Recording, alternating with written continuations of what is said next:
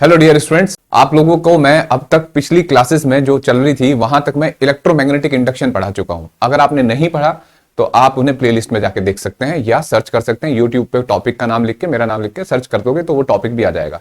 Topic के अंदर कोई सब टॉपिक, जैसे कोई टॉपिक है उसके अंदर कोई, जैसे ईएमआई में एडी करंट आपको पढ़ना है, किसी चैप्टर में जैसे जनरेटर पढ़ना है तो आपको मिल जाएगा वो, ठीक है, तो आप पढ़ सकते हैं।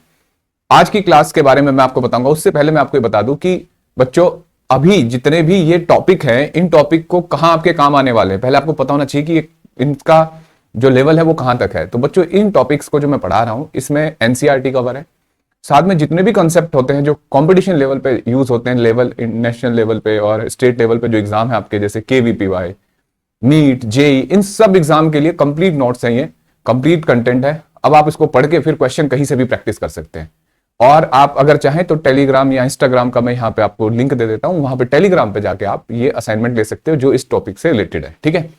जो टॉपिक आज पढ़ाऊंगा उसका टॉपिक डीपीपी बना होगा, उस वैल्यूज को आप मतलब वो क्वेश्चंस कर सकते हो, ठीक है।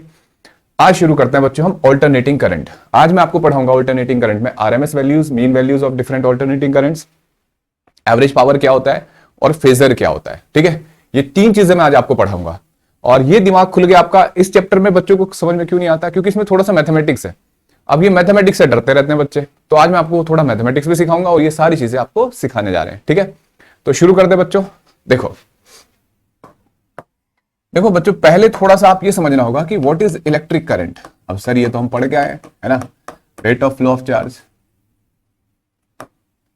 तो इलेक्ट्रिक करंट होता है बच्चों, जैसे आपने अब तक जो करंट पढ़ा है वो एक बैटरी के थ्रू बनता है, ठीक है। ये बैटरी है और जितने भी यहाँ इलेक्ट्रॉन है, इसमें छोटे छोटे इलेक्ट्रॉन मान लेते हैं हम, आवारा इलेक्ट्रॉन होते हैं, फ्री इलेक्ट्रॉन। यहाँ बैटरी से एक इलेक्ट्रिक फील्ड बनता है पॉजिटिव से नेगेटिव प्लेट की तरफ, ऐसे, ठीक है। ये इलेक्ट्रिक फील्ड बन गया। तो जितने भी इलेक्ट्रॉन है ये रैंडम मोशन करते रहते हैं, लेकिन धीरे धीरे ड्रिफ्ट करते हैं इधर की तरफ, है ना। यही इलेक्ट्रिक करंट है बच्चों, है ना। ड्रिफ्ट कर जाए वो, जरूरी नहीं होता बच्चों जहां इलेक्ट्रॉन है कोई, मतलब बिजली घर का इलेक्ट्रॉन हमारे घर आएगा, ऐसा जरूरी नहीं है इलेक्ट्रिसिटी के लिए। जहां पे भी इलेक्ट्रॉन है कंडक्टर के अंदर, वो क्या कर जाए, ड्रिफ्टिंग शुरू कर दें, ड्रिफ्टिंग, ठीक है, मतलब हिलना डुलना शुरू कर दें फील्ड के अलावा, तो इसका मतलब करंट आ गया, है ना। तो इसका मतलब हमें यहां डायरेक्शन मायने लगती है कि इधर जा रहे हैं उधर जा रहे हैं, वो बस ड्रिफ्टिंग, एक डायरेक्शन में पर्टिकुलर एक डायरेक्शन में मूवमेंट दे, ठीक है। और मूवमेंट देंगे क्योंकि पहले वो रैंडम मोशन दे रहे थे, कोई इधर कोई इधर, एक टाइम पे एक पर्टिकुलर डायरेक्शन में मूवमेंट दें तो करंट मान लेते हैं हम। यही पढ़ गए आप। ये जो बैटरी है ये एक कांस्टेंट वोल्टेज की बैटरी है ना। तो इसलिए ये जो करंट होगा मैग्नीट्यूड वाइज, अगर मैं लिखूं I इक्वल टू इसका वोल्टेज या पोटेंशियल डिफरेंस V मान लूं तो R, भाई रेजिस्टेंस भी कांस्टेंट होता है और वोल्टेज भी, तो करंट क्या होगा बच्चों, एक कांस्टेंट वैल्यू होगी ना, ठीक है। करंट कांस्टेंट वैल्यू होगी ऐसे। तो ये जो करंट कहलाता है बच्चों, ये कहलाता है डायरेक्ट करंट। आज तक हमने जो भी पढ़ा ना वो डायरेक्ट करंट पढ़ा था, ठीक है। इसका सिंबल होता है DC, ऐसे। मतलब ये एक ऐसा करंट है जिसका मैग्नीट्यूड वक्त के साथ नहीं बदलता, ना डायरेक्शन वक्त के साथ बदलती, तो that is called direct current. A current which do not change its direction with time. Clear है बच्चों? अब देखो ये हमने डायरेक्ट करंट पढ़ा। अब बच्चों अभी हमने सोचा कि एक टाइम पे सारे इलेक्ट्रॉन एक ही तरफ चलें, या तो इधर चले या पीछे चलें बस, है ना, तो करंट बन जाएगा। अब यही बात सोच के हमने एक दोबारा फिर एक कंडक्टर माना, ठीक है। मैं कह रहा हूं कि मेरे पास एक ऐसा डिवाइस है, मैं एग्जांपल ले रहा हूं कि जो पहले तो पोलैरिटी ऐसे है एक टाइम पे उसकी, तो इलेक्ट्रॉन ऐसे ड्रिफ्ट होंगे, है ना। और एक टाइम पे उसने अचानक अपनी पोलैरिटी बदल दी बैटरी ने, तो अब इलेक्ट्रॉन किधर ड्रिफ्ट होंगे, ऐसे पॉजिटिव प्लेट की तरफ, है ना। इसमें ऐसे और इसमें ऐसे, यानी कि डिवाइस अपनी पोलैरिटी बदले, एक बार इधर पॉजिटिव नेगेटिव तो इलेक्ट्रॉन ऐसे, एक बार पॉजिटिव नेगेटिव इलेक्ट्रॉन ऐसे। तो हमें तो कोई मतलब नहीं, एक टाइम पे बस एक तरफ चलने चाहिए, इधर चले या इधर चले। भाई आपसे ये पूछा गया कभी इलेक्ट्रिक करंट में कि करंट बताओ बिजली घर से हमारी तरफ आ रहा है, हमारे घर से बाहर की तरफ जा रहा है इलेक्ट्रॉन, कभी नहीं पूछा जाता ना। तो इसका मतलब एक टाइम पे इधर की तरफ चले इधर चले, तो ऑल्टरनेट अगर ये डायरेक्शन बदलता रहे, अगर ऐसा कोई सोर्स हो हमारे पास, तो ये भी तो करंट बना सकता है ना। तो ये सोर्स कहां से आएगा? अब देखो समझो बच्चों, मैं कह रहा हूं कि ऐसा एक करंट मान लेते हैं, ऐसा देखो जो वक्त के साथ ऐसे बदल रहा हो थोड़ी देर के लिए। अब ध्यान से देखना, किसी पर्टिकुलर टाइम तक ये पॉजिटिव है करंट, है ना, और किसी पर्टिकुलर टाइम में नेगेटिव है, यानी कि ये अपना मैग्नीट्यूड भी बदल रहा है और डायरेक्शन भी। ये कैसे हो सकता है? याद करो बच्चों, आप पिछले चैप्टर में एसी जनरेटर पढ़ के आए हो। एसी जनरेटर में आपने पढ़ा कि एक कॉइल को मैग्नेटिक फील्ड के अंदर घुमाया जाता है, ठीक है। वहां एक ईएमएफ पैदा होता है, वोल्टेज पैदा होता है, जिसे बोलते हैं V equal to V not sine omega T, पढ़ा था ना, वोल्टेज पैदा हुआ। और ये वी नॉट होता है बच्चों, आपको याद होगा नवाब। सर नवाब, नवाब समझते हो, मैक्सिमम, बड़े वैल्यू, बड़े लोग, तो नवाब यानी कि पीक वैल्यू, मैक्सिमम वैल्यू होती है जो, वो हमने ये पढ़ा था कि ये साइन फंक्शन होता है, कोस भी हो सकता है। साइन और कोस का कॉमन नाम क्या बता रखा है आपको, साइनोसॉइडल, तो ये साइनोसॉइडल फंक्शन है, ये कोस भी लिख सकते हैं आप, कोई फर्क नहीं पड़ता। अब देखो, यानी कि ये वोल्टेज, देखो ये साइन फंक्शन कैसे होते हैं, बिल्कुल ऐसे होते हैं ना बच्चों। अगर मैं साइन ग्राफ बनाऊं, ओमेगा टी का ग्राफ बनाऊं, तो वोल्टेज कैसे बनेगा, ऐसे, है ना। अब सोचो अगर मैं करंट लिखूं यहां पे, तो करंट क्या होगा, V बाय आर, है ना, और V कितना है, V not by R sine omega T. देखे ना बच्चों, ये जो करंट है ये टाइम के साथ बदल रहा है ना साइनसॉइडली, अपना मैग्नीट्यूड भी बदलेगा और डायरेक्शन भी बदलेगा, है ना।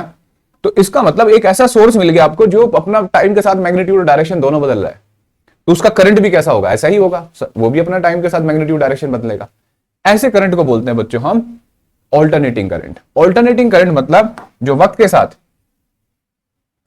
अब देखो ऑल्टरनेटिंग करंट मतलब एक ऐसा करंट, अच्छा इसका सिंबल ना ऐसे कुछ किताब वाले ऐसे लिखते हैं, कोई ए डॉट सी डॉट लिखता है, कोई ए सी लिखता है, ये है स्टैंडर्ड तरीका बच्चों। सिंबल जो स्टैंडर्ड इंटरनेशनल सिंबल है वो है स्मॉल ए स्मॉल सी, ठीक है। तो ये जो करंट होगा ये which change both magnitude and direction,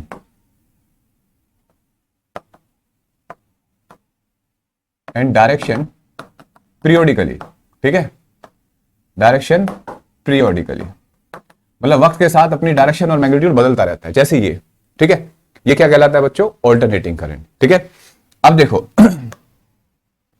तो ऑल्टरनेटिंग करंट, अब मैं आपसे कहूं कि बताओ जरा, अच्छा ऑल्टरनेटिंग करंट के एग्जांपल देखते हैं। तो एक बच्चे ने बताया कि सर ये वाला करंट ऑल्टरनेटिंग करंट है, सही बात है। एक बच्चा कहता है सर क्या ये भी ऑल्टरनेटिंग करंट होगा, हाँ ये भी ऑल्टरनेटिंग करंट है। क्या सर ये भी ऑल्टरनेटिंग करंट होगा,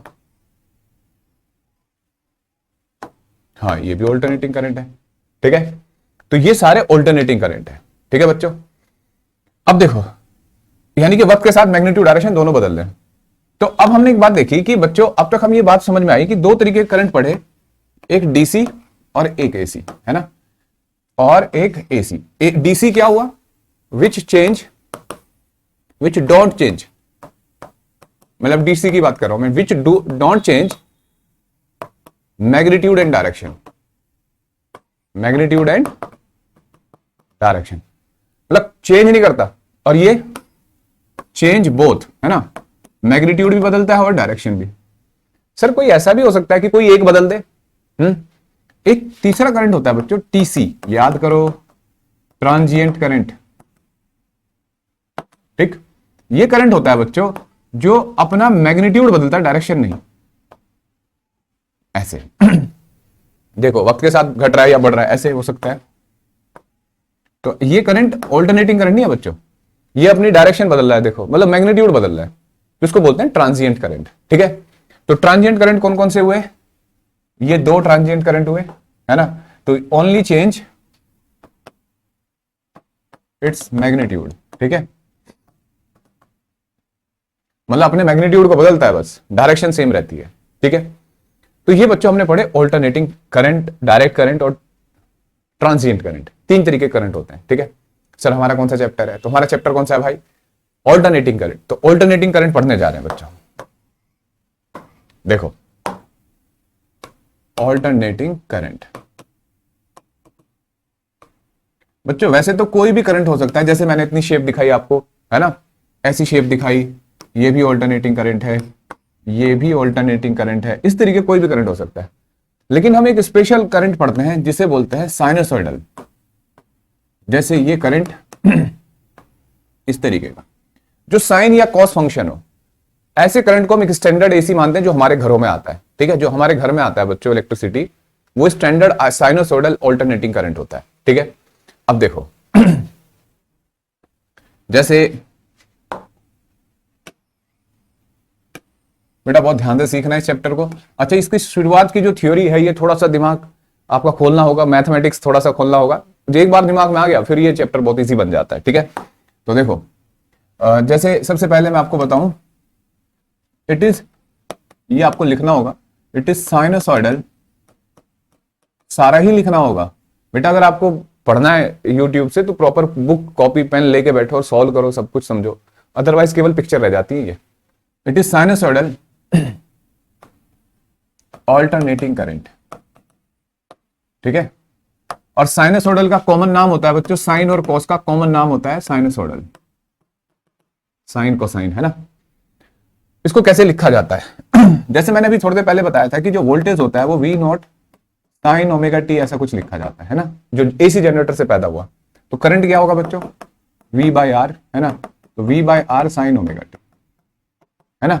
तो देखो अगर मैं करंट की मैक्सिमम वैल्यू कहूं तो ये मैक्सिमम वैल्यू नहीं बन जाएगी, है ना। क्या बनेगी, आई नोट।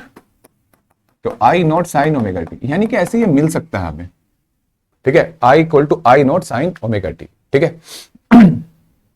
अब देखो भाई हर डिवाइस का एक सिंबल होता है, तो जब आप डायरेक्ट करंट का सिंबल देखते थे, डायरेक्ट सोर्स का, डीसी सोर्स का, तो क्या लिखते थे आप, डीसी सोर्स का सिंबल ये होता था ना, है ना बच्चों, कि भाई एक पॉजिटिव प्लेट और एक नेगेटिव प्लेट फिक्स होती थी। लेकिन ये अपनी डायरेक्शन बदलता है, यानी कि ये क्या करता है बच्चों, इसका सिंबल क्या होना चाहिए, ऐसा, ऐसे, मतलब थोड़ा ऐसे इसका सिंबल, ठीक है।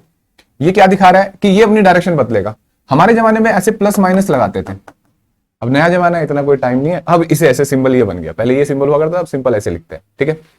तो ये सिंबल है, ये एसी सोर्स का सिंबल है, और डीसी सोर्स का सिंबल ये होता था। तो डीसी सोर्स, अगर बैटरी बोला है ना, तो बैटरी बोला तो डीसी सोर्स, समझ में आया। और अगर एसी सोर्स बोलना होता है, AC supply, AC source, AC में कभी बैटरी वर्ड यूज नहीं होगा, ध्यान रखना बात, ठीक है। अच्छा, आपने सिंबल देखा। अब ये करंट कैसे सर्किट में चलता है, तो फॉर एग्जांपल एक रेजिस्टेंस है ये, ठीक है, और ये बच्चों ये पॉजिटिव और ये नेगेटिव, ठीक है।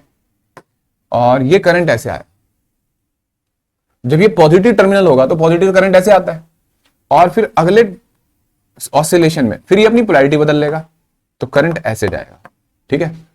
अच्छा, इसके जो ओमेगा होता है दैट इज 2 पाई एफ, है ना। अब इसको डिटेल में दिखाऊंगा मैं। एफ होता है बच्चों फ्रीक्वेंसी, नंबर ऑफ रोटेशन पर सेकंड, तो कितनी देर में ये अपनी पोलैरिटी बदलेगा, तो फ्रीक्वेंसी है। तो ज्यादातर केस में एसी जनरेटर में आपको बताया था कि भाई कितनी होती है फ्रीक्वेंसी, 10 हर्ट्ज, 50 हर्ट्ज, 20 हर्ट्ज, जैसे इंडिया में 50 हर्ट्ज है, तो इंडिया में मतलब जो बल्ब है वो सब, उनमें 50 बार करंट अपनी डायरेक्शन बदलता है एक सेकंड में। सोचो 50 बार, तो 50 बार अपनी डायरेक्शन चेंज करी, तो क्या ये पता लग पाएगा तुम्हें कि डायरेक्शन चेंज हो रही है नहीं, या बल्ब बंद हो रहा है या जल रहा है ना। तो मतलब उसमें फ्लक्चुएशन नहीं पता लगेगा। तो ये 50 बार करंट ऐसे ऐसे डायरेक्शन लेता है। और हमने भी पढ़ा इस बात से फर्क नहीं पड़ता कि करंट क्लॉकवाइज जा रहा है एंटी क्लॉकवाइज जा रहा है, बस चलना चाहिए। इलेक्ट्रॉन ड्रिफ्ट होने चाहिए एक टाइम पे एक डायरेक्शन में, एक टाइम पे एक डायरेक्शन में, तो इसमें इलेक्ट्रॉन ऐसे ऐसे ऐसे चलते रहेंगे, ठीक है। तो पहले जब ऐसे बैटरी इधर पॉजिटिव टर्मिनल है तो इलेक्ट्रॉन ऐसे, और जैसे पोलैरिटी इलेक्ट्रॉन ऐसे, तो मूवमेंट तो हो रहा है ना, तो मूवमेंट ही क्या है, इलेक्ट्रिक करंट है, ठीक है बच्चों। तो ये था ऑल्टरनेटिंग करंट का जस्ट एक रिप्रेजेंटेशन। अब हम इसको प्रॉपर देखो लिखते हैं। देखो बेटा, करंट को प्रॉपर लिखा जाएगा I equal to I not sine omega T plus minus five, ठीक है। अच्छा, एक बात आप ध्यान देंगे कि जो वेरिएबल क्वांटिटी होती है उन्हें हमेशा स्मॉल लेटर में लिखा जाता है, और जो कांस्टेंट क्वांटिटी होती है उनको हमेशा कैपिटल लेटर में लिखा जाता है। तो variable quantity I equal to I not sine omega T plus five, ठीक है। बिल्कुल सिमिलरली अगर मैं आपसे कहूं कि ईएमएफ बताओ, तो E equal to E not sine omega T plus minus five. ये क्या है, ऑल्टरनेटिंग करंट, और ये ऑल्टरनेटिंग ईएमएफ। क्या सर कॉस भी हो सकता है, हाँ बिल्कुल हो सकता है। साइन और कॉस दोनों लिखे ना हमने। अभी एक एक करके सारी बातें सिखाऊंगा बच्चों आपको, ठीक है।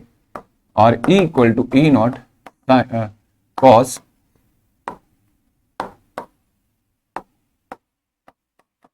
Omega T plus minus five, ठीक है, ऐसे लिख सकते हैं। अब देखो बच्चों, अब क्वेश्चन है कि ये आई क्या है, ई क्या है। तो देखो बच्चों, ये आई और ई, ये जो भी वैल्यूज हैं, these are the instantaneous values of current and EMF, है ना।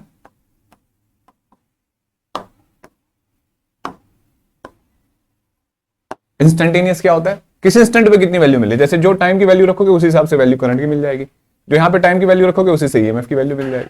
ठीक है, इस तरीके से ये वैल्यू मिलेगी तुम्हें। तो ये तो हुई इंस्टेंटेनियस वैल्यूज करंट और ईएमएफ की। ये क्या होती है सर? तो देखो बेटा, जैसे अगर मैं आपसे कहूं कि भाई I equal to I not sine omega T plus minus कुछ भी है, ऐसे मैं आपसे कहूं कि यार इस करंट की मैक्सिमम वैल्यू बताओ, तो आप कहोगे सर इसका मैक्सिमा ले लो, मैक्सिमम वैल्यू। तो ये तो एक कांस्टेंट वैल्यू है, मैक्सिमम साइन और कॉस का मैक्सिमम वैल्यू कितनी होती है बच्चों? बोलो, साइन और कॉस फंक्शन की मैक्सिमम वैल्यू कितनी होती है? तो आप क्या कहोगे सर 1।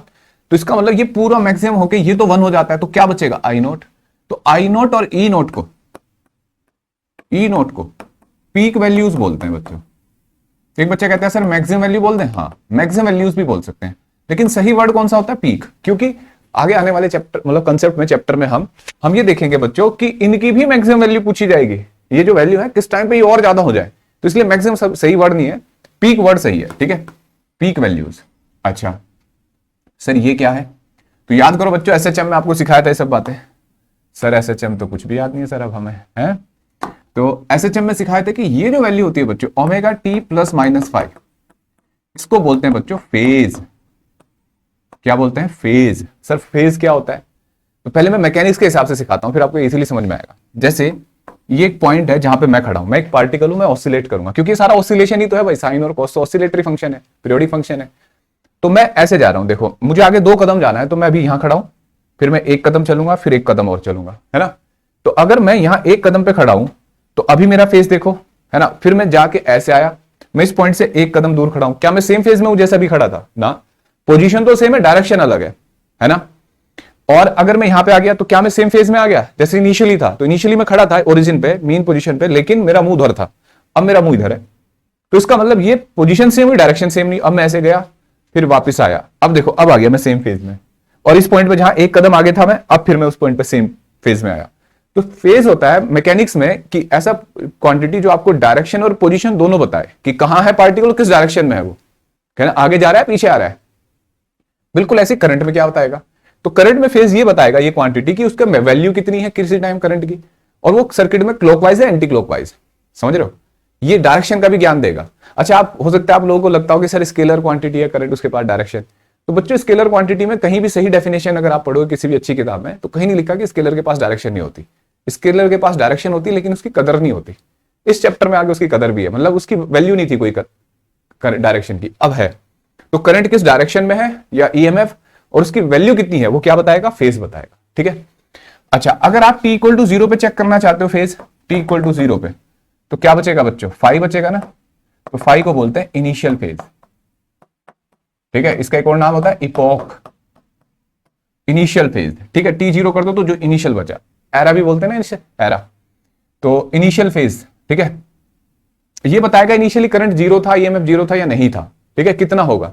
जैसे अब मैं तुम्हें बताऊं, थोड़ा थोड़ा तो सीखते जाओ बच्चों अभी। I not sine omega T, ठीक है, और E equal to E not cos omega T, या ये भी आई ही लिख देते हैं। ठीक है, मुझे बताओ कौन सा करंट है जो इनिशियली है और कौन सा है जो नहीं है इनिशियली। तो अगर इसमें टी 0 रखते हो तो साइन 0 0, तो करंट क्या हो जाएगा बच्चों? 0। और इसमें टी 0 रखो तो कॉस 0 कितना होता है? 1, तो करंट कितना हो जाएगा? आई नॉट। तो ये करंट टी इक्वल टू 0 पे 0 हो जाता है, और ये करंट टी इक्वल टू 0 पे क्या हो जाता है? Maximum I not. ठीक है, तो इसका मतलब ये कौन चीज बताता, कौन बताता है? ये फेज, है ना? कैसे? अगर मैं यहां पे sign omega T plus pi by 2 कर दूं, इस वाले में omega T plus pi by 2, अब टी 0 रख के देखो, अब 0 नहीं आएगा, तो यानी कि ये क्या हुआ? Initial phase. ठीक है, तो ये क्वांटिटी बताएगी कि कोई वैल्यू 0 है या इनिशियल या नहीं, इनिशियल फेज ये बताएगा। और पूरा फेज क्या बताएगा कि भाई करंट कितना है सर्किट में किसी टाइम और कौन सी डायरेक्शन में जा रहा है, सेंस क्या है उसका रोटेशन का। ठीक है, अब देखो इसके बाद, अब ये सर ओमेगा क्या है? ठीक है, ओमेगा होता है बच्चों angular frequency, that is 2 pi F. ठीक है, अब ध्यान से सुनना, और 2 पाई एफ को लिख सकते हैं 2 पाई बाय टी, इसको भी ध्यान से सुनना। जैसे बच्चों ये सोर्स है, ठीक है, ये रेजिस्टेंस है। पहले इसका सोचो कि आप कहते हो कि क्लॉकवाइज एंटी क्लॉकवाइज चलता है, तो ओरिएंटेशन है ना, डायरेक्शन बदल रहा है पीरियोडिकली। तो एफ फ्रीक्वेंसी हुआ टी टाइम पीरियड। ये इसका मतलब कहां से बात शुरू हुई? तो बात शुरू हुई थी जब एक कॉइल को आप मैग्नेटिक फील्ड में रोटेट कर रहे थे, ठीक है, ऐसे दो मैग्नेट हुआ करती थी, इन दो मैग्नेट के बीच में इस कॉइल को रोटेट कर रहे हो, इस वाली को, ठीक है, कौन सी कॉइल है, ये वाली। तो जब इसे आप रोटेट करते हो तो जितनी एंगुलर वेलोसिटी से इसे घुमाते हो वही तो आती थी ना, E equal to E max sine omega T, है ना। ई मैक्स क्या होता था नवाब, अभी जो बताया था मैंने, V लिख लो आप इसे, वोल्टेज ऐसे V से, तो ये मैक्सिमम वोल्टेज था। तो जिस एंगुलर वेलोसिटी से कॉइल को रोटेट किया जाता है उसी एंगुलर वेलोसिटी का फैक्टर इस वोल्टेज में, इसमें आ जाता है, वोल्टेज में, है ना। और यही वोल्टेज की जो एंगुलर वेलोसिटी है उसका नाम क्या हो जाता है, एंगुलर फ्रीक्वेंसी। यहां क्योंकि एंगुलर वेलोसिटी नहीं बोलेंगे, अब तो हमें करंट मिल गया ना, अब कैसे कौन घूम रहा है, क्या घूम रहा है, इससे कोई लेना देना नहीं है, तो इसलिए इसका नाम एंगुलर फ्रीक्वेंसी बोल दिया। अदरवाइज एंगुलर वेलोसिटी बोलोगे तो कोई दिक्कत नहीं है, ठीक है। और एफ क्या हुआ बच्चों, यहां पे ये समझ में आ गई बात, ओमेगा कहां से आया, जिस एंगुलर वेलोसिटी से कॉइल को घुमाया जाता है, ठीक है। और इसकी यूनिट क्या होगी बच्चों, रेडियन पर सेकेंड, रेडियन पर सेकेंड, ठीक है। अब देखो, अब ये ओमेगा है, अब ये एफ क्या है, तो नंबर ऑफ ऑसिलेशन पर सेकेंड, ठीक है। और इसकी यूनिट क्या हो सकती है, हर्ट्ज, आरपीएस भी हो सकती है और हर्ट्ज भी हो सकती है। अच्छा, इंडिया में एफ कितना होता है, 50 हर्ट्ज, इंडिया का स्टैंडर्ड एसी जो आता है हमारे घर में, ठीक है।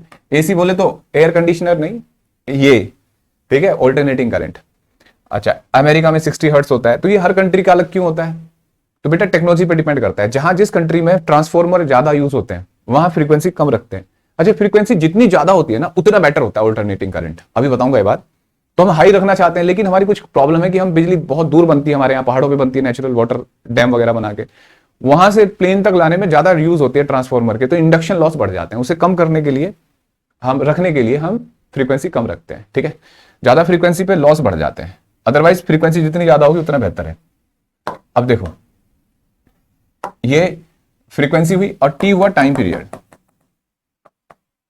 ठीक है, ऑफ ऑसिलेशन ऑफ करंट, है ना। और वैसे क्या था, रोटेशन ऑफ कॉइल, कि एक कॉइल कितनी देर में अपना चक्कर पूरा कर लेगी, और टी इक्वल टू 1/f, ऐसे लिखा जा सकता है, ठीक है। अच्छा, अब वो जो मैंने अभी आपको बताया कि ऑल्टरनेटिंग करंट है, एक करंट तो ये है, ठीक है, और एक करंट ये है। पहले बताओ बच्चों, किसकी फ्रीक्वेंसी ज्यादा है, इस वाले की ना, है ना। तो कौन सा बेटर है, अब देखो, ये करंट अगर ऐसे जाके ऐसे, अगर बल्ब के अक्रॉस आपने लगाया ये सोर्स ऐसे करंट वाला, तो बल्ब पहले ग्लो करेगा, फिर डाउन होगा, डिम होगा, फिर ग्लो करेगा, फिर डिम करेगा, तो ये तो बहुत दिन तक मतलब हम कंफ्यूज करेगा, है ना। तो हम फ्रीक्वेंसी ज्यादा रख ले, तो ज्यादा फ्रीक्वेंसी में मतलब ये ऑन ऑफ होगा, हमें पता ही नहीं लगेगा वो वोल्टेज डाउन हो रहा है या अप हो रहा है ना। तो क्या हो जाएगा बच्चों, ये जितनी ज्यादा फ्रीक्वेंसी, और इससे भी ज्यादा हो जाए तो देखो लगभग कांस्टेंट नहीं हो जाएगा, ये लाइक कांस्टेंट सी वैल्यू मिलेगी आपको। तो हाई फ्रीक्वेंसी ज्यादा बेटर है, लेकिन एक लिमिट तक, है ना, नहीं तो लॉस बढ़ जाते हैं। तो बच्चों ये था, अभी मैंने आपको क्या बताया बताओ जरा, देखो अब तक मैंने आपको करंट कैसे लिखा जाता है ऐसे दिखाया, ठीक है, समझना बच्चों, आई नॉट और ये। अब एक बार थोड़ा इसको ग्राफिकली समझाता हूं आपको, वैसे मैंने ईएमआई में सिखाया था आपको, लेकिन कोई बात नहीं, मुझे पता है कि आप भूल भाल गए होंगे। I equal to I not sine omega T, ठीक है। अब देखो, I equal to I not sine omega 2π/t into t, ऐसे लिख सकते हैं, ठीक है, मर्जी है आपकी। अब इसके ग्राफ को बनाना है तो दो तरीके से बच्चों इसका ग्राफ बनता है, ये हुआ टाइम, बहुत सारे बच्चों को यही बात नहीं पता होती, है ना। तो पहले इसको सीखो, ये टाइम है और ये करंट है, ठीक है। तो देखो बेटा, ऐसे बनाया, ठीक, देखो ये होगा आई नोट और ये आई नोट, एक ऑसिलेशन इसे मानते हैं पूरा। सर कैसे पता लगता है, हमें तो ये भी लग रहा है सर यहाँ पे भी करंट जीरो, इनिशियल जीरो, ये जीरो, लेकिन आप देखो इसके बाद करंट इधर जा रहा है, तो फेज सेम करना है, फेज अभी सिखाया था ना। तो यहां के बाद ऊपर जाता है करंट और यहां के बाद ऊपर जाता है, ठीक है। तो दोनों सेम हो जाएंगे नहीं, तो देखो इन दोनों केस में डायरेक्शन सेम हुई, ठीक है बच्चों, डायरेक्शन सेम हुई। तो देखो ये सेम डायरेक्शन, ये पॉजिटिव ये नेगेटिव, तो ये एक ऑसिलेशन हुआ, और ये कितना हुआ t/2, ठीक है। तो ये कितना हुआ बच्चों t/4, ठीक है, और ये कितना हुआ 3t/4। अच्छा, अगर मैं t/8 कर दूं तो क्या ये आधा हो जाएगा, नहीं। जैसे कुछ बच्चों को लगता है अगर इसका आधा कर दिया तो ये करंट I0/2 आ जाएगा, नहीं आएगा, ठीक है। तो ये हुआ टाइम के साथ ग्राफ बनाना, ये तो हुआ टाइम है ना, स्मॉल टी के साथ। अब अगर इस पूरे के साथ बनाए तो ये पूरा क्या कहलाता है बच्चों, फेज। तो कैसे बनेगा, ध्यान से देखना। अच्छा ये साइन थीटा है, अगर कोई कहे कि I equal to minus I not sine theta का ग्राफ बनाना है, ठीक है, ये चीजें भी सीखो। तो बेटा इसकी मिरर इमेज बना दो, ठीक है। तो ये ऐसा है ना, इसका मिरर इमेज उल्टा बना दो, पॉजिटिव, ध्यान रखना है। ये पॉजिटिव तो इसका उल्टा बना दिया तो ये नेगेटिव बन गया। तो माइनस साइन थीटा अगर कभी करंट है ऐसे तो उसको ऐसे बना दिया जाएगा, ठीक है। इसके बाद अब देखो, अगर मैं कहूं कि I equal to I not sine omega T, ऐसे बना रखा है, ठीक है। और कि सर इसको आप इसका ग्राफ बनाओ फेज के साथ, तो ये पूरा फेज है। तो देखो कैसे ग्राफ बनेगा, फेज और ये आई, ये पूरा फेज हुआ तो करंट कैसे बनेगा, ठीक है। ये हो जाएगा बच्चों 2 पाई, ये पाई, ये पाई बाय 2, 3 पाई बाय 2, ठीक है। समझ में आया बच्चों, पाई बाय 2, फिर पाई, फिर 3 पाई बाय 2, 2 पाई, और ये कितना हो जाएगा आई नॉट माइनस आई नॉट, ठीक है। क्लियर है बच्चों, बताओ समझ में आ गया। अब तो यहां एंगल यूज होता है, जैसे फेज है तो यहां फेज हुआ तो एंगल होगा, तो ये पूरा एंगल होता है अपने आप में भाई, साइन थीटा। तो ये पूरा एक चक्कर और साइन फंक्शन 2 पाई में करता है, ये पाई बाय 2, ये 3 पाई बाय 2, ठीक है। अगर मैं यहीं पे कहूं कि कॉस थीटा बनाओ, ठीक है, तो देखो अगर मैं आपको कॉस थीटा बनाने के लिए कहूं I इक्वल टू ऐसा कोई ग्राफ करंट है कॉस ओमेगा टी, इसका ग्राफ कैसे बनेगा बच्चों। तो कॉस फंक्शन कैसे बनता है देखना जरा, ये बनेगा यहां से शुरू होगा,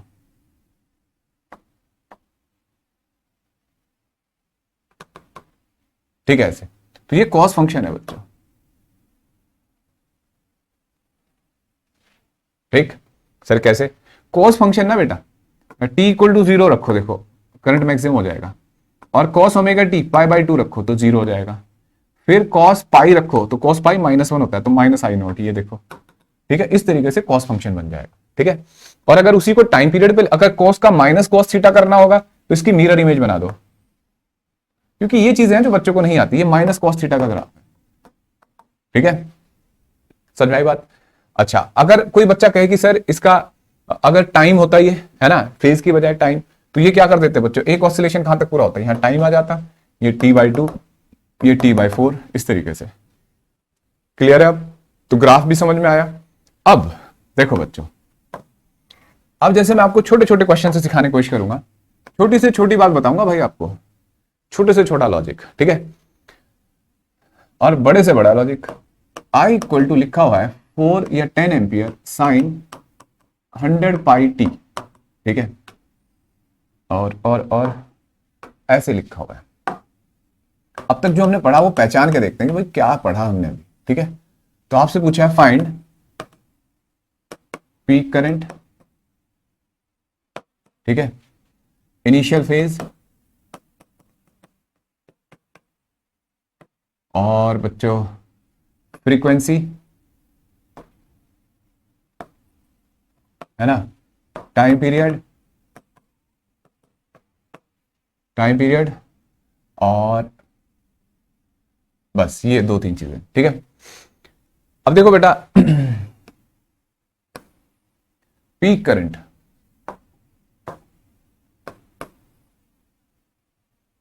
I इक्वल टू,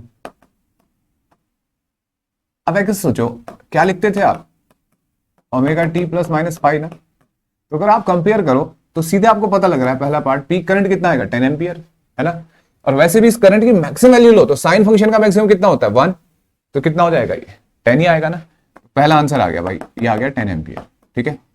दूसरा, अब क्या पूछा है इनिशियल फेज, तो एक बात सोचो ये पूरा फेज होता है, t0 रखो तो क्या मिलेगा तुम्हें, t0 रखने पे फेज कितना आएगा -π/4, तो सेकंड आंसर आ गया इनिशियल फेज। फ्रीक्वेंसी बच्चों ये जो टी के मल्टीपल में होता है ये क्या होता है ओमेगा, ठीक है।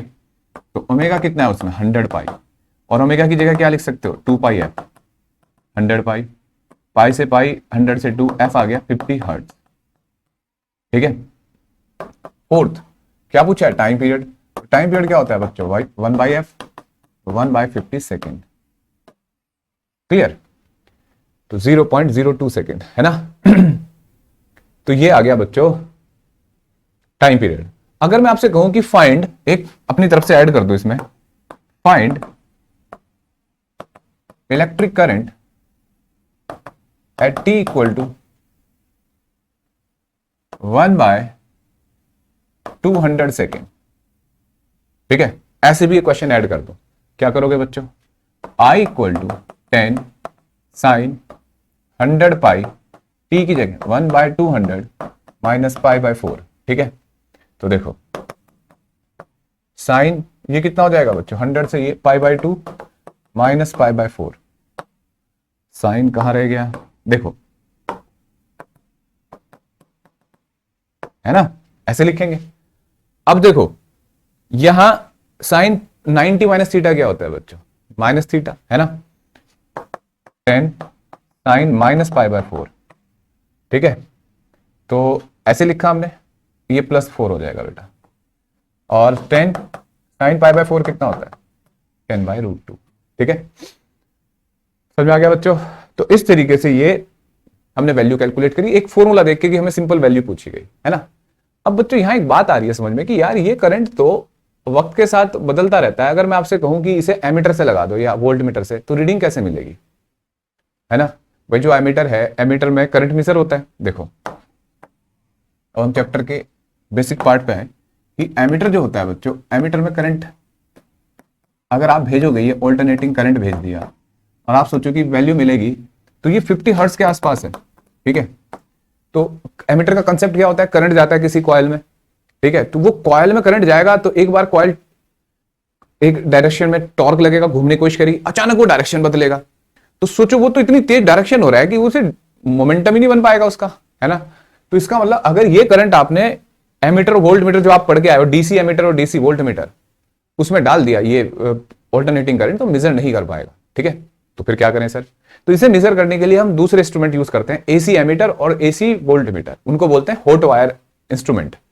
वहां क्या किया जाता है कि ये करंट भेजा जाता है और एक रेजिस्टेंस, मतलब एक ऐसा मटेरियल जिसका रेजिस्टेंस हो वो हीटअप होता है। भाई आप करंट भेजते हो तो हीटअप होता है ना, रेजिस्टेंस से I²RT, heat joule heating effect से, तो वो हीटअप होकर ना एक्सपेंशन लेता है। तो उस तरीके से हम यहां से करंट मेजर करते हैं, ठीक है। इस तरीके से मेजर नहीं कर पाएंगे कभी। एसी एमीटर, डीसी एमीटर और डीसी वोल्ट मीटर जो आप पढ़ के आए हो अभी तक, वो इस करंट को मेजर नहीं कर सकते। क्या प्रॉब्लम आ रही है मेजर करने में कि करंट बढ़ घट रहा है और डायरेक्शन सेंस करता है, तो कॉइल कैसे घूम पाएगी, तो उसकी मोमेंटम ही नहीं बन पाता, इधर आया फिर इधर फिर इधर, तो वो वहीं की वहीं रह जाएगी स्टैटिक कॉइल, तो पॉइंटर 0 पे रहेगा, ठीक है। अब क्वेश्चन ये हुआ कि वो कौन सी वैल्यू मेजर करते हैं भाई, है ना। तो कोई तो एक एवरेज वैल्यू हमें पता होनी चाहिए, तो दो वर्ड आते हैं, एक एवरेज और एक आरएमएस, तो मैं वो सिखाने जा रहा हूं आपको, ठीक है। और उससे रिलेटेड बहुत सारे क्वेश्चन आते हैं, अलग अलग फंक्शन मिलेंगे आपको पेपर में, भाई इसकी आरएमएस वैल्यू फाइंड करो, ये सब, तो वो सब सीखने जा रहे हैं, ठीक है। देखो बेटा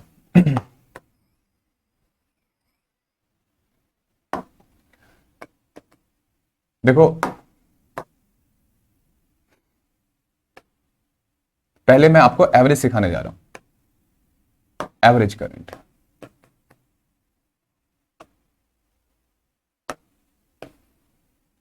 एवरेज करंट, ठीक है, या मीन करंट, करंट भी लिख सकते हैं, वैल्यू भी लिख दे, क्योंकि ये एवरेज करंट भी होता है, एवरेज ईएमएफ भी होता है, तो एवरेज वैल्यू और मीन वैल्यू, ठीक है। बच्चों यहां पे थोड़ा सा मैथमेटिक्स सीखना आप, कि जब भी हम किसी फंक्शन का एवरेज लिखते हैं, ठीक है, किसी मान लो एक फंक्शन है एफ एक्स, ठीक है, और इसका एवरेज लिखना है, एक्स की वैल्यू कहां से कहां तक, ए से बी तक। देखो मैं थोड़ा सा ग्राफिकली आपको समझाने की कोशिश करता हूं, समझ में आ गया तो मजा आ जाएगा। कि जैसे ये फंक्शन है, ठीक है, एक्स का फंक्शन है, ये एफ एक्स लिखा हुआ है, और ये ऐसे वेरिएबल है कुछ भी, है ना, पॉजिटिव नेगेटिव कुछ भी, हमसे पूछा जा रहा है इसकी एवरेज वैल्यू बताओ कहां से कहां तक, एक्स इक्वल टू ए से एक्स इक्वल टू बी तक। ये बहुत इंपॉर्टेंट बात बता रहा हूं बच्चों मैं आपको, इस चैप्टर से तो बहुत लिंक है इस बात का, ठीक है। मैकेनिक्स में भी यूज होता है एवरेज स्पीड में ये कंसेप्ट। तो आपको ए से बी तक पूछ रहा है कि भाई कितना एवरेज वैल्यू और मीन वैल्यू बताओ। तो आप एक बात सोचो बच्चों, क्या करना है आपको, यहां ध्यान से सोचना बेटा। आप इतना फंक्शन है ना हमारा ये, ठीक है, तो इसकी एवरेज वैल्यू ऐसे लिखी जाती है, average of F X D X A to B upon D X. ये सोचो average value of F X, ठीक है, समझा बच्चों। देखो ये ना एवरेज ऐसे मोड़ लिया मैंने ये, ठीक है, एफ एक्स डी एक्स और डी एक्स ऐसे, ये कुछ ऐसे है जैसे आप बहुत सारे फंक्शन को जोड़ते हो, मान लो बहुत सारे नंबर है आपके पास, ऐसे अपॉन एन से डिवाइड करते हो ना जितने भी नंबर हो, तो जोड़ने का नाम क्या हो गया, इंटीग्रेशन। और कितने इंटरवल है, ए से बी तक एक्स जितने भी है ये इंटीग्रेट कर दो। अच्छा एवरेज लिखना या ऐसे लिखना एक ही बात होती है, मैंने दोनों ही लिख दिए, ये average of function F x है, ठीक है, तो एवरेज का सिंबल होता है ये, समझ में आ गया बच्चों। तो इसका मतलब सर अगर हमें करंट का एवरेज वैल्यू कैलकुलेट करनी होगी तो ऐसे ही करेंगे, हाँ ठीक है। तो देखो कैसे करते हैं एवरेज वैल्यू ऑफ करंट, देखो जैसे हमारे पास करंट है, कोई एक फंक्शन लिख लेते हैं, मैंने लिख लिया आई नॉट साइन ओमेगा टी, ठीक है बच्चों। अब हमें से पूछा जा रहा है इसकी एवरेज वैल्यू बताओ, तो पहले तो एवरेज वैल्यू का मतलब क्या होगा वो भी बताऊंगा, लेकिन पहले कैलकुलेट करके देखते हैं, ठीक है। देखो एवरेज करंट, हमें इसकी एवरेज वैल्यू चाहिए, तो आई एवरेज लिख देते हैं, ठीक है। और एवरेज का सही तरीका क्या बताया, आई डी टी और डी टी, ठीक है बच्चों। अब क्वेश्चन है इंटरवल क्या होगा, तो देखो आप इस फंक्शन को एवरेज देखो, टाइम के साथ ग्राफ बनाता हूं इसका, ठीक है। ये कैपिटल टी, ये कितना हुआ बच्चों, टी बाई टू, ये टी बाई फोर, ठीक है।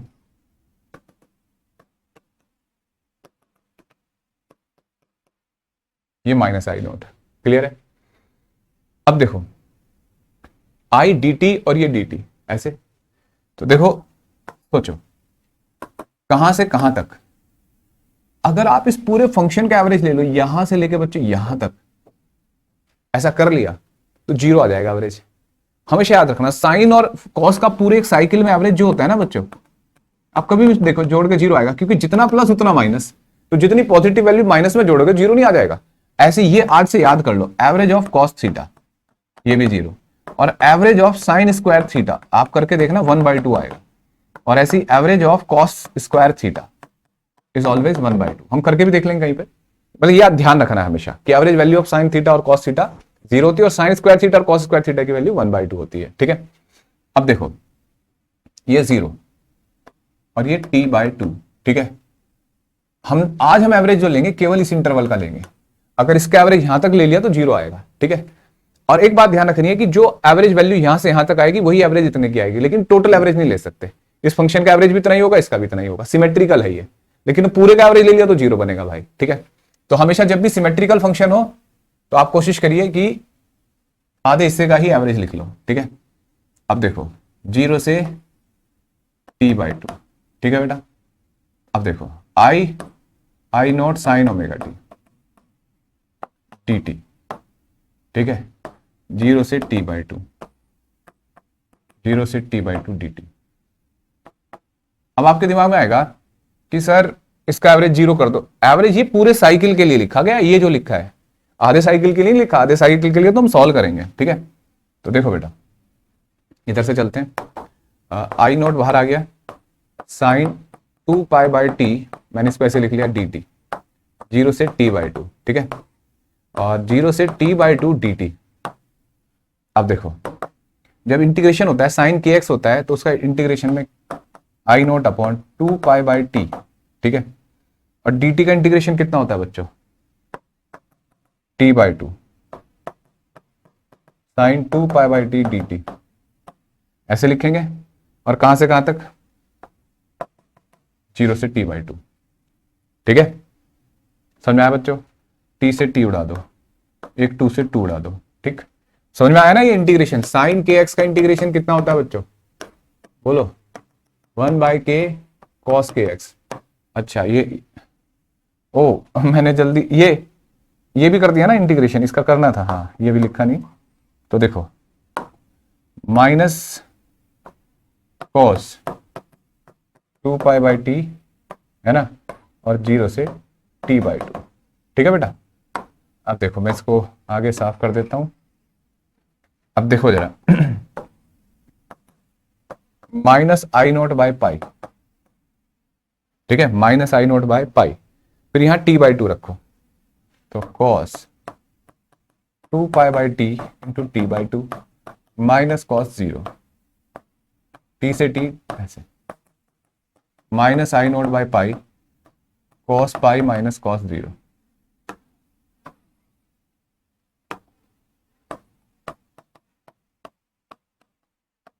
ऐसे लिखा। कॉस पाई कितना होता है -1, कॉस जीरो कितना होता है -1, तो minus I note by pi -2, तो 2i0/पाई। ठीक है, ये आ गया एवरेज करंट। तो ये एवरेज वैल्यू आई करंट की, इसको मीन वैल्यू भी बोल सकते हैं। ठीक है, सिमिलरली अगर आपके पास देखो बेटा, अगर ईएमएफ भी होता E equal to E not sine omega T ऐसे, तो उसकी एवरेज वैल्यू भी आप यही लिखो 2e0/पाई। कॉस होता तो भी ठीक है, लेकिन जब ध्यान रखना है कॉस जब होगा ना, अगर कॉस फंक्शन से आप डिराइव करोगे तो कॉस फंक्शन कुछ ऐसा होता है। ठीक है, तो ये t/2, ये t और ये 0, तो अगर आप 0 से t/2 ले गए कॉस को तो एवरेज 0 आ जाएगा। तो कॉस के फंक्शन में जब आपको एवरेज करना है तो यहां से लेके यहां तक करना है, t/4 से 3t/4 तक, तब एक वैल्यू मिलेगी। अदरवाइज कॉस का आधे साइकिल में 0 हो जाता है। ठीक है, तो कॉस के डेरिवेशन में जब करना है थोड़ा ध्यान देना, अदरवाइज साइन से कर रहे हो तो यही मिलेगा। ठीक है, तो ये एवरेज वैल्यू आई।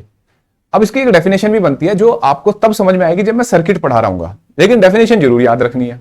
तो देखो क्या डेफिनेशन है, मैं लिख देता हूं, आपको याद रखनी है कि ये जो हमने लिखा है आई एवरेज 2i0/पाई, ठीक है, ये क्या है। ठीक है, तो देखो बच्चों it is equivalent direct current that will produce the same charge across a resistance in a circuit as that by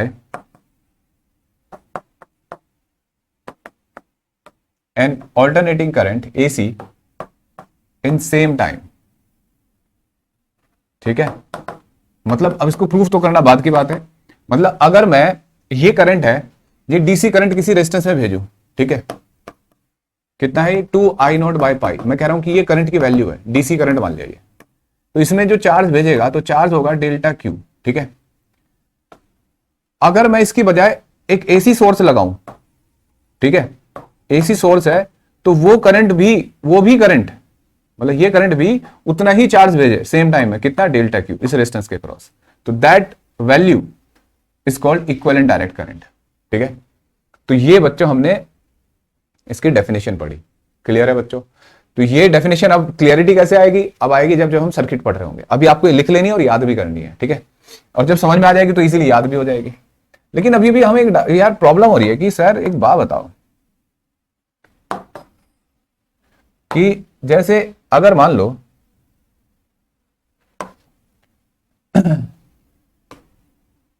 जैसे अगर हम बात करें ऑल्टरनेटिंग करंट की, तो अभी आपने जो एवरेज लिखा है वो एवरेज ऐसे आया कि ये प्लस और ये माइनस। ठीक है, ऐसे तो आया बच्चों। तो एवरेज आपने इतने हिस्से का लिया है और सर ये तो पूरी वैल्यू तो रह ही गई, तो क्या करें, है ना? तो कैसे कैलकुलेट करें इसे? तो देखो बेटा क्या करते हैं, हम यहां एक वैल्यू लिखते हैं आरएमएस वैल्यू। आरएमएस का उल्टा पढ़ो, स्क्वायर मीन रूट, है ना? तो वैसे तो रूट मीन स्क्वायर वैल्यू बोलते हैं इसको, आपने केमिस्ट्री में सुनी होगी, फिजिक्स में पढ़ाई थी, थर्मोडायनामिक्स में गैसेस के लिए रूट मीन स्क्वायर, है ना, वैल्यू। और इसका नाम, अब एक बात सोचो, अगर ये प्लस है और ये माइनस है, इसे जोड़ते हो तो एवरेज 0 आता है। अगर आप इसका स्क्वायर कर दो तो स्क्वायर करने से क्या होगा बच्चों, माइनस भी प्लस हो जाएगा ना, फिर एवरेज लो इसका, तो पॉजिटिव नंबर आएगा नहीं आएगा। यही काम आप गैसेस में करते थे, मॉलिक्यूल इधर रैंडम मोशन कर रहे थे, आपने क्या करा, उनका स्क्वायर कर दिया, तो माइनस भी प्लस हो गई सारी वेलोसिटी। पहले एवरेज वेलोसिटी 0 आ रही थी क्योंकि एक प्लस है तो एक माइनस, आपने स्क्वायर कर दिया, स्क्वायर करके प्लस हो गई वैल्यू, तो क्या हो जाता था, एवरेज एक फाइनाइट वैल्यू आता था। बिल्कुल ऐसे ही यहां अगर आप इसका स्क्वायर कर दो तो प्लस और ये माइनस भी क्या हो जाएगा, प्लस हो जाएगा, फिर तो एक एवरेज वैल्यू आएगी ना। तो ये कैसे सर्किट में कैसे होता है वो भी बताऊंगा। तो इसको आरएमएस वैल्यू, इसके नाम याद रखने हैं, वर्चुअल वैल्यू,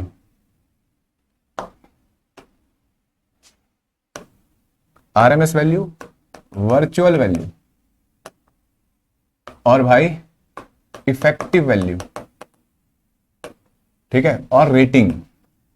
जैसे बच्चों बड़ी इंपॉर्टेंट बात हुई कि जितने भी डिवाइस आते हैं हमारे घर में, एसी के वो जो होता है स्टेबलाइजर, उस पर लिखा होता है 240 वोल्ट आ रही है, 220 आ रही है, तो वो कौन सी वैल्यू होती है? तो बच्चों वो ये वैल्यू होती है आरएमएस वैल्यू, ठीक है। यही आप कोई भी बल्ब आपने खरीदा, टीवी खरीदा, कैमरा, फोन, उस पर लिखा है 4 वोल्ट, है ना, 5 वोल्ट, कोई भी वैल्यू लिख रहा है, अगर आप डीसी नहीं लिख रहा है, एसी में लिख रहा है अगर, तो वो सारी एसी वैल्यू जो होती हैं कौन सी होती हैं बच्चों? और ये effective value, RMS value, virtual value, ठीक है। अब ये कैसे कैलकुलेट होती हैं? तो देखो, आप जैसे मान लो करंट है I equal to I not sine omega T, हमने ये करंट मान लिया, ठीक है। अब देखो क्या करना है आपको, पहले क्या करना है, उल्टा पढ़ो, स्क्वायर फिर मीन फिर रूट। पहले मैंने स्क्वायर किया, फिर हमें इसका मीन लेना है, 0 से t, 0 से t dt, ठीक है। स्क्वायर फिर मीन, फिर क्या करेंगे बच्चों, इसका रूट, ठीक है। तो आई आर एम एस, ठीक। अब देखो, I not square sine square omega T D t, 0 से t, ऐसे लिखा, ठीक है। आई नॉट बाहर आ गया रूट से, ये sign square omega T D t, ठीक है, अपॉन 0 से t डी टी, ऐसे लिख सकते हैं बच्चों। अब मुझे बताओ ये पूरी वैल्यू क्या होगी? ये पूरा एक एवरेज हो गया ना साइन स्क्वायर फंक्शन का, है ना। रूट के अंदर average of sine square theta है, क्या पढ़ाया था बच्चों अभी? वो 1/√2 है ना, 1/2 पढ़ाया था, तो 1/2 है। चलो मैं लिख देता हूं पूरा स्टेप, सर स्टेप खा रहे हो आप तो, है ना। तो 1/2 तो क्या हो जाएगा, ये आरएमएस वैल्यू, इसे बोलते हैं आई नॉट बाई √2। और ये कौन सी वैल्यू हुई बच्चों, बोलो? वर्चुअल वैल्यू, इफेक्टिव वैल्यू, और तीसरा नाम रेटिंग, है ना। ये वैल्यू है बच्चों, ये कोई भी डिवाइस से मेजर करता है। कैसे मेजर करता होगा? तो जो ऑल्टरनेटिंग करंट को मैंने बताया, कौन से डिवाइस होते हैं बच्चों? वो हॉट वायर रेजिस्टेंस होते हैं, ठीक है। तो hot wire resistance, hot wire instrument होते हैं, तो वो जैसे करंट जाता है उनमें तो हीटअप होते हैं, तो हीट के अकॉर्डिंग कैलकुलेट करते हैं इस वैल्यू को, क्योंकि डायरेक्शन मायने रखती है, करंट इधर जा रहा है इधर जा रहा है। मैं आपसे कहूं एक रेजिस्टेंस में करंट इधर जा रहा है फिर इधर जा रहा है, तो डायरेक्शन बताओ हीट की निकलने की, तो हीट तो निकलेगी ही ना, हीटअप हो रहा है वो तो निकलेगी। ऐसे नहीं कि पहले करंट ऐसे गया तो हीट एब्जॉर्ब होगी, ऐसे गया तो हीट निकलेगी, हीट तो लगातार पैदा होती रहेगी, तो हीट डायरेक्शन इंडिपेंडेंट हो गई। तो इसलिए हम इस वैल्यू को कैलकुलेट करते हैं और हम इसे पढ़ेंगे दोबारा। फिलहाल अभी मैं इसकी डेफिनेशन बताता हूं आपको, जो आपको लिखनी है अभी। ये हमने पढ़ लिया आरएमएस वैल्यू, आप इसका स्क्रीनशॉट ले सकते हो। ऐसे तो अच्छे बच्चे क्या होते हैं, नोट्स बनाते हैं, ठीक है। अब देखो, अब मैं कहूं कि बेटा आरएमएस वैल्यू लिखनी है, ठीक है। आरएमएस वैल्यू की डेफिनेशन बताओ, तो इट इज इक्विवेलेंट डीसी, यानी कि direct current that would produce, और ये डेफिनेशन बच्चों सर्किट में पूरी होगी, मतलब समझ में आएगी जब हम अगली क्लास में सर्किट पढ़ाऊंगा ना मैं, तो ये डेफिनेशन समझाऊंगा आपको, ठीक है। That would produce the same current, sorry same heat in a resistance as that by AC in same time,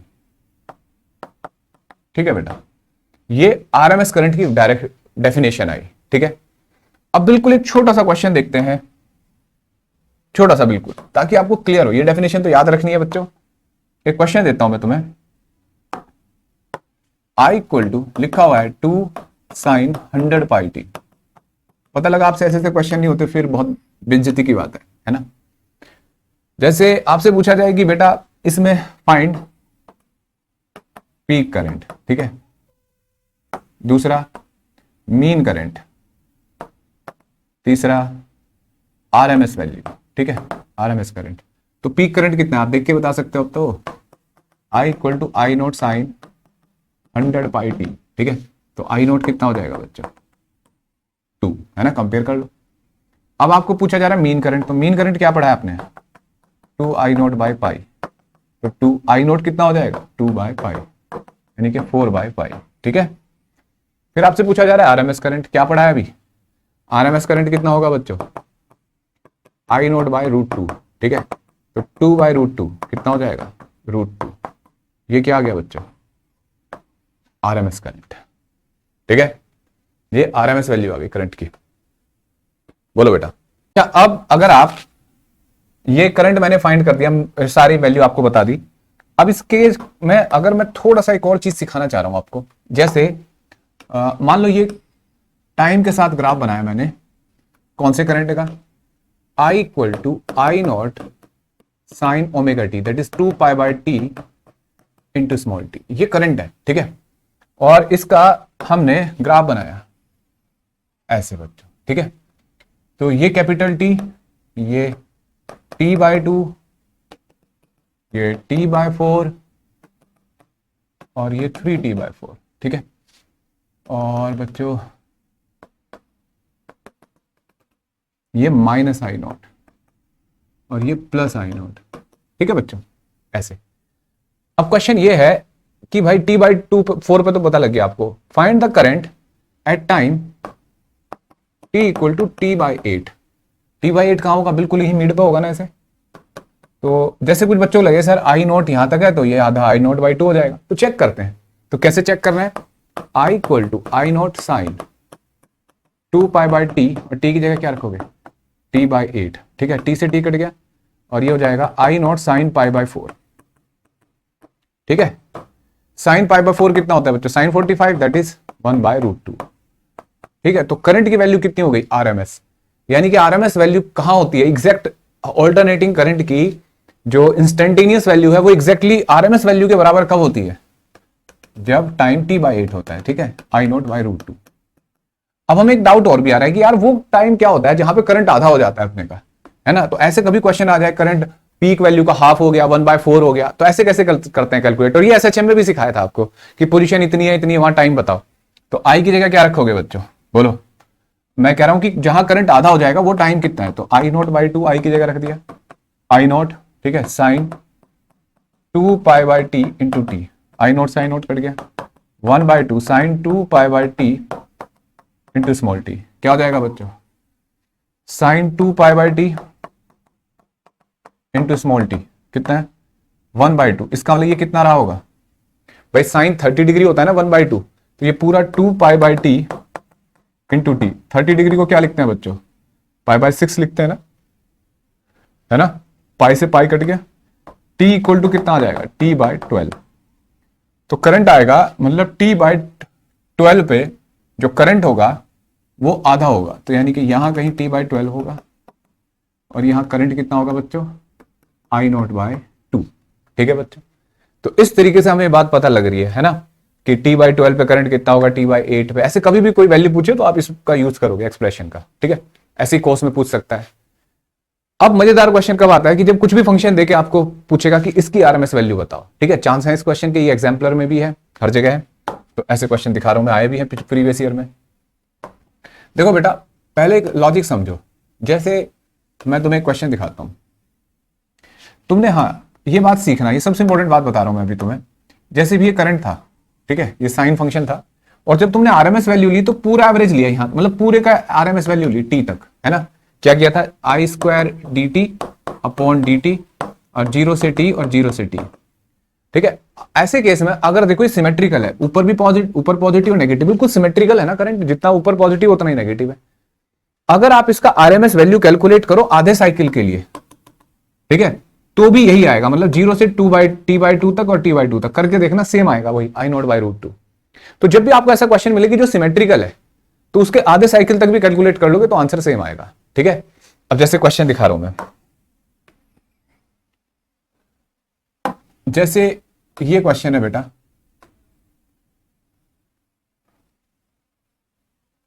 ठीक है, ये t, ये t/2 और जो करंट है ये आई नॉट और ये माइनस आई नॉट। अच्छा, करंट की बजाय ईएमएफ लिख सकता है, वोल्टेज लिख सकता है, फर्क नहीं पड़ता, ठीक है। अब आप देखो इसमें भी बिल्कुल ऐसे ही सिमेट्रिकल है, जितना पॉजिटिव ऊपर उतना ही नेगेटिव, पॉजिटिव नेगेटिव। तो क्या करना चाहिए बताओ। अच्छा, मैंने क्या सिखाया अभी, पूरे साइकिल के लिए तो लिखना मुश्किल हो जाता है, एक एक्सप्रेशन नहीं बनता, तो हम क्या कर सकते हैं बच्चों, हाफ साइकिल के लिए कैलकुलेट कर सकते हैं, ठीक है। कैसे, यहां पे करंट कितना है, I equal to I not ही रहेगा ना पूरी जर्नी में। RMS वैल्यू क्या होती है बच्चों, I स्क्वायर dt और dt, और हम आधे साइकिल के लिए लिख लेंगे और अंडरस्टूड पूरे साइकिल के लिए भी वही होगा, 0 से t/2, 0 से t/2। अब देखो बेटा I नोट, तो I नोट स्क्वायर, क्यों, I इक्वल टू तो I नोट है ना, 0 से t/2, 0 से ऐसे, और ये रूट भी तो होता है बेटा, रूट भूल गए थे। अब आई नोट कांस्टेंट है तो बाहर आ जाएगा, रूट से ही बाहर आ जाएगा देखो, है ना, तो आई नोट बचेगा, और 0 से t/2 dt, 0 से t/2 dt, ऐसे लिखेंगे, मानते बच्चों, क्लियर है। अब देखो 0 से t/2 कितना हो जाएगा, ये t/2, और ये कितना हो जाएगा, बोलो बेटा, ये भाई इसका इंटीग्रेशन t/2, इसका भी t/2 है ना, तो कट गया, ये कितना आया, अच्छा ये तो रूट से बाहर था ना आई नोट, एक मिनट, आई नोट, तो आंसर आ गया आई नोट, ठीक है। तो यानी कि इसकी आरएमएस वैल्यू क्या है, आई नोट है, ठीक, यानी कि कांस्टेंट वाली जो वैल्यू है यही आधे साइकिल। अब एक कॉमन सेंस भी लगाया जा सकता था कि यार ये यहां से लेके यहां तक कांस्टेंट है लगातार, तो कांस्टेंट का एवरेज भी क्या होता है, कांस्टेंट वैल्यू, मान लो 2 है, 2 का मैं एवरेज पूछूं तो 2 ही होगा, उसका आरएमएस पूछूं तो भी 2 ही होगा, तो इसलिए ये सेम रहा, और ये आधा साइकिल सिमेट्रिकल है, इसलिए हमने जो यहां आएगा वो यहीं आएगा, ठीक है।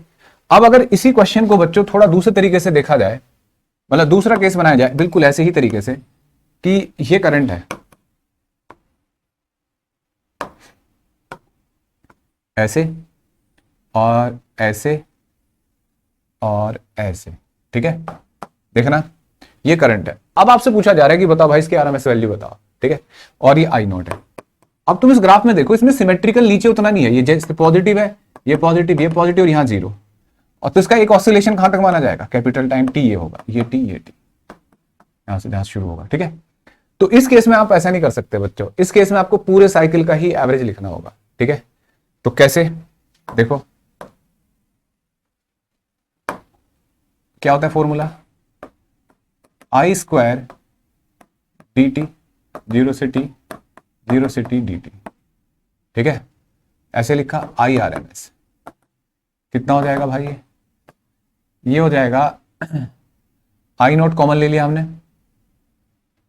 समझ रहे बच्चों, आई नोट कॉमन ले लिया। अब यहां क्या करना होता है बच्चों, देखो यहां ये फंक्शन, अगर मैं इसको यहां लिखता हूं, ये 0 से टी डी टी, तो ये फंक्शन यहां से यहां तक तो वैल्यू है और उसके बाद 0 है, तो इस फंक्शन को आप एवरेज कैसे लिखोगे, तो देखो बेटा इसको तोड़ दिया जाएगा दो इंटरवल में, 0 से T I square D t, ठीक है, प्लस टी बाई 0 से t/2 तक तो करंट कांस्टेंट है, और उसके बाद क्या है 0, है ना, t/2 से आई स्क्वायर जो कि 0 आएगा dt, है ना, और फिर 0 से टाइम पूरा, ये तो यहां तक पूरा ही टाइम लिखना है, 0 से t dt, क्लियर है बच्चों।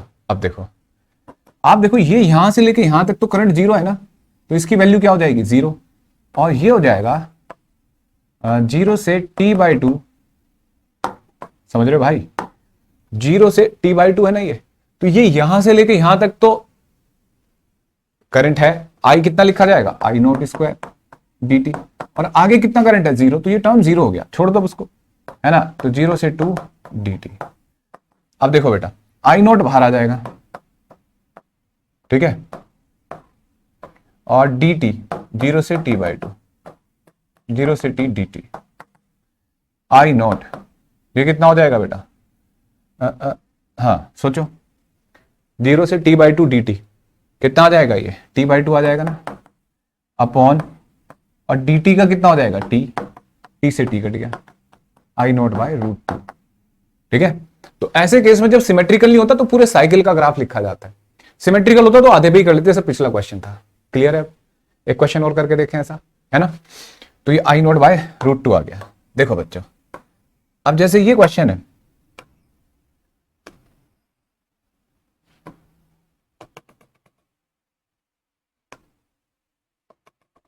ऐसे, ओ थोड़ा गलत बन गया,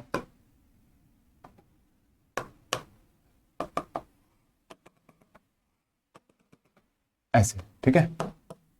ये बच्चों जीरो, ये आई नॉट और माइनस आई नॉट टी, है ना, टी बाई टू, और ये हो जाएगा 3t/2, 2t, ऐसे।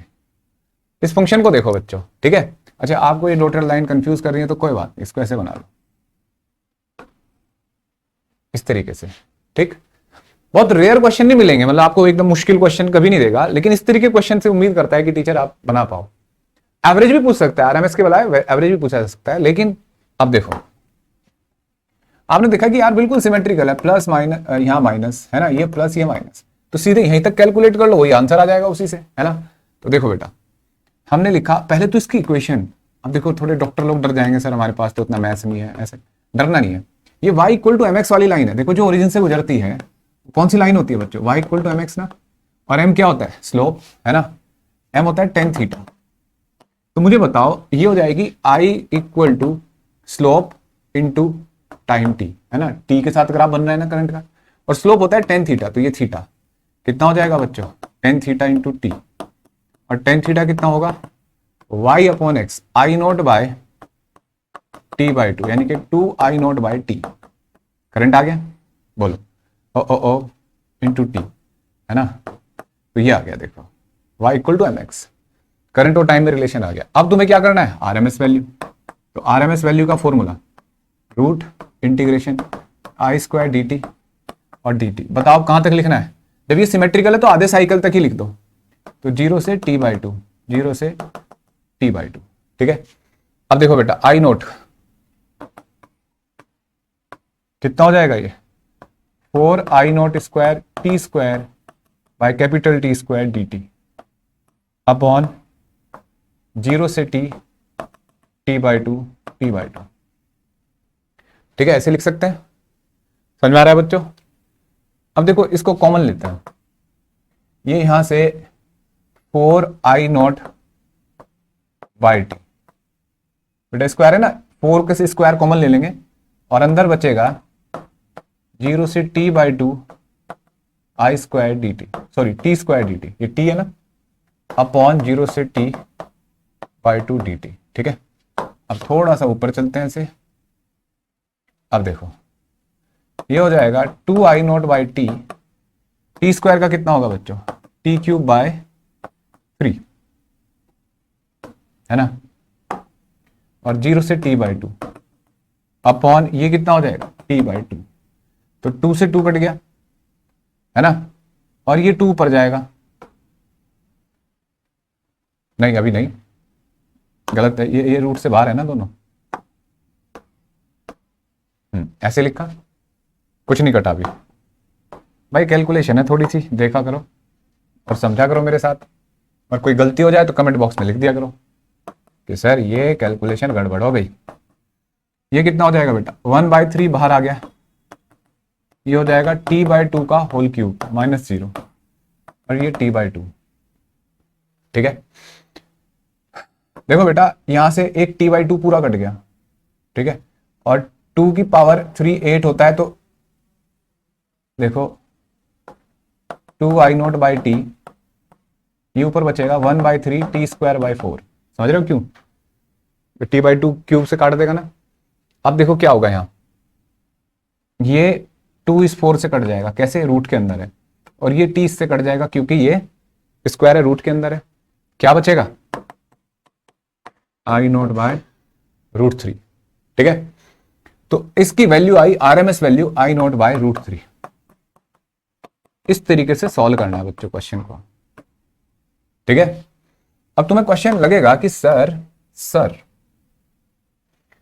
अब इसकी बजाय देखो क्वेश्चन क्या हो सकता था, अगर मैं तुम्हें कहूं बेटा ये तो आंसर आपने समझ लिया, मैं थोड़ा सा इसका डायग्राम यहां बड़ा करके दिखाता हूं, है ना, और आपको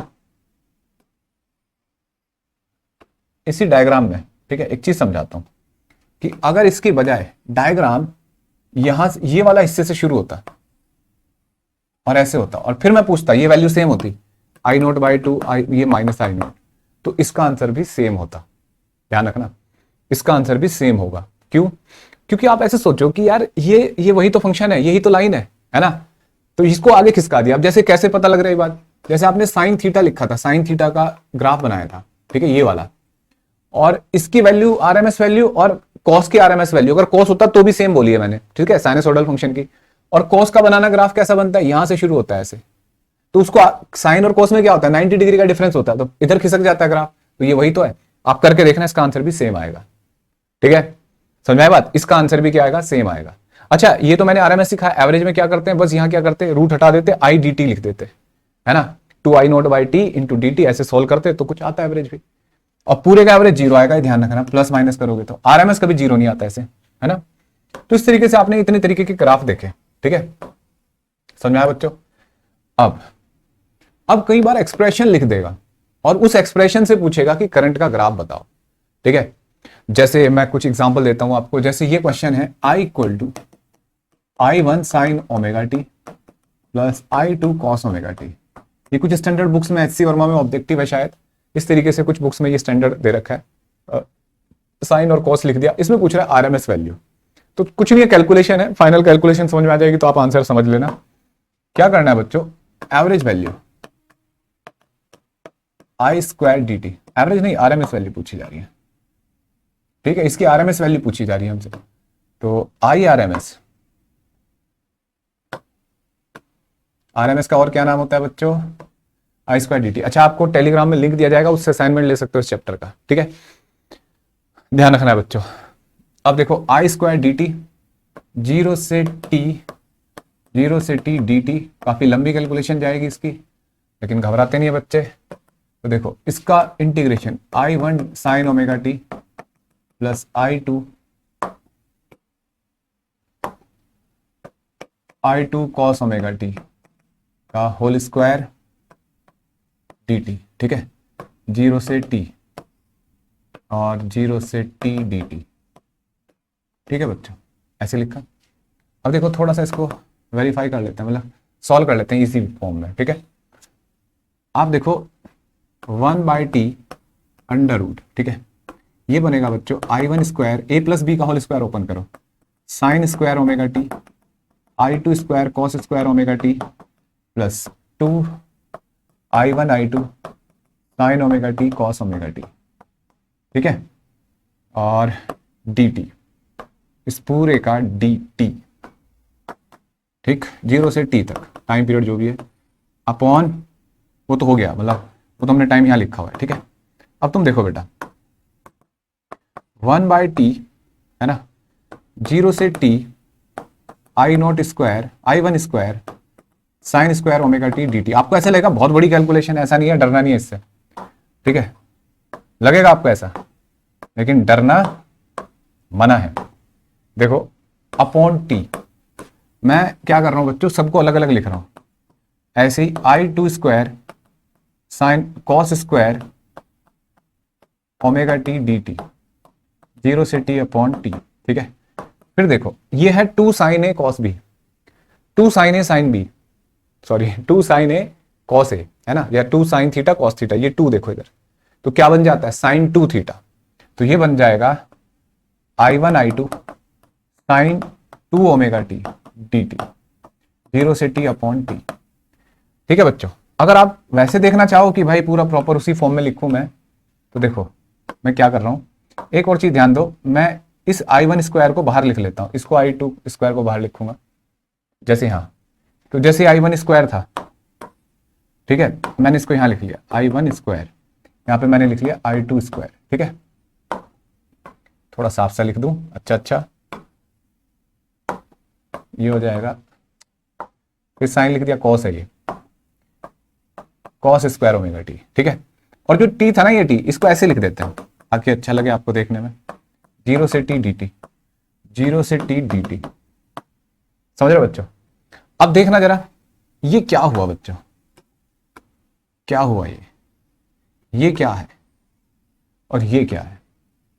देखो ये average of sine square theta का, मतलब साइन स्क्वायर थीटा का एवरेज है, ये कॉस स्क्वायर थीटा का एवरेज है, और वो क्या है, साइन थीटा का एवरेज, साइन 2 थीटा, यानी कि साइन थीटा, सिंपली समझो, सिंगल पावर समझोगे ना, साइन की सिंगल पावर है और अल्फा कुछ मान लो, तो उसका एवरेज है।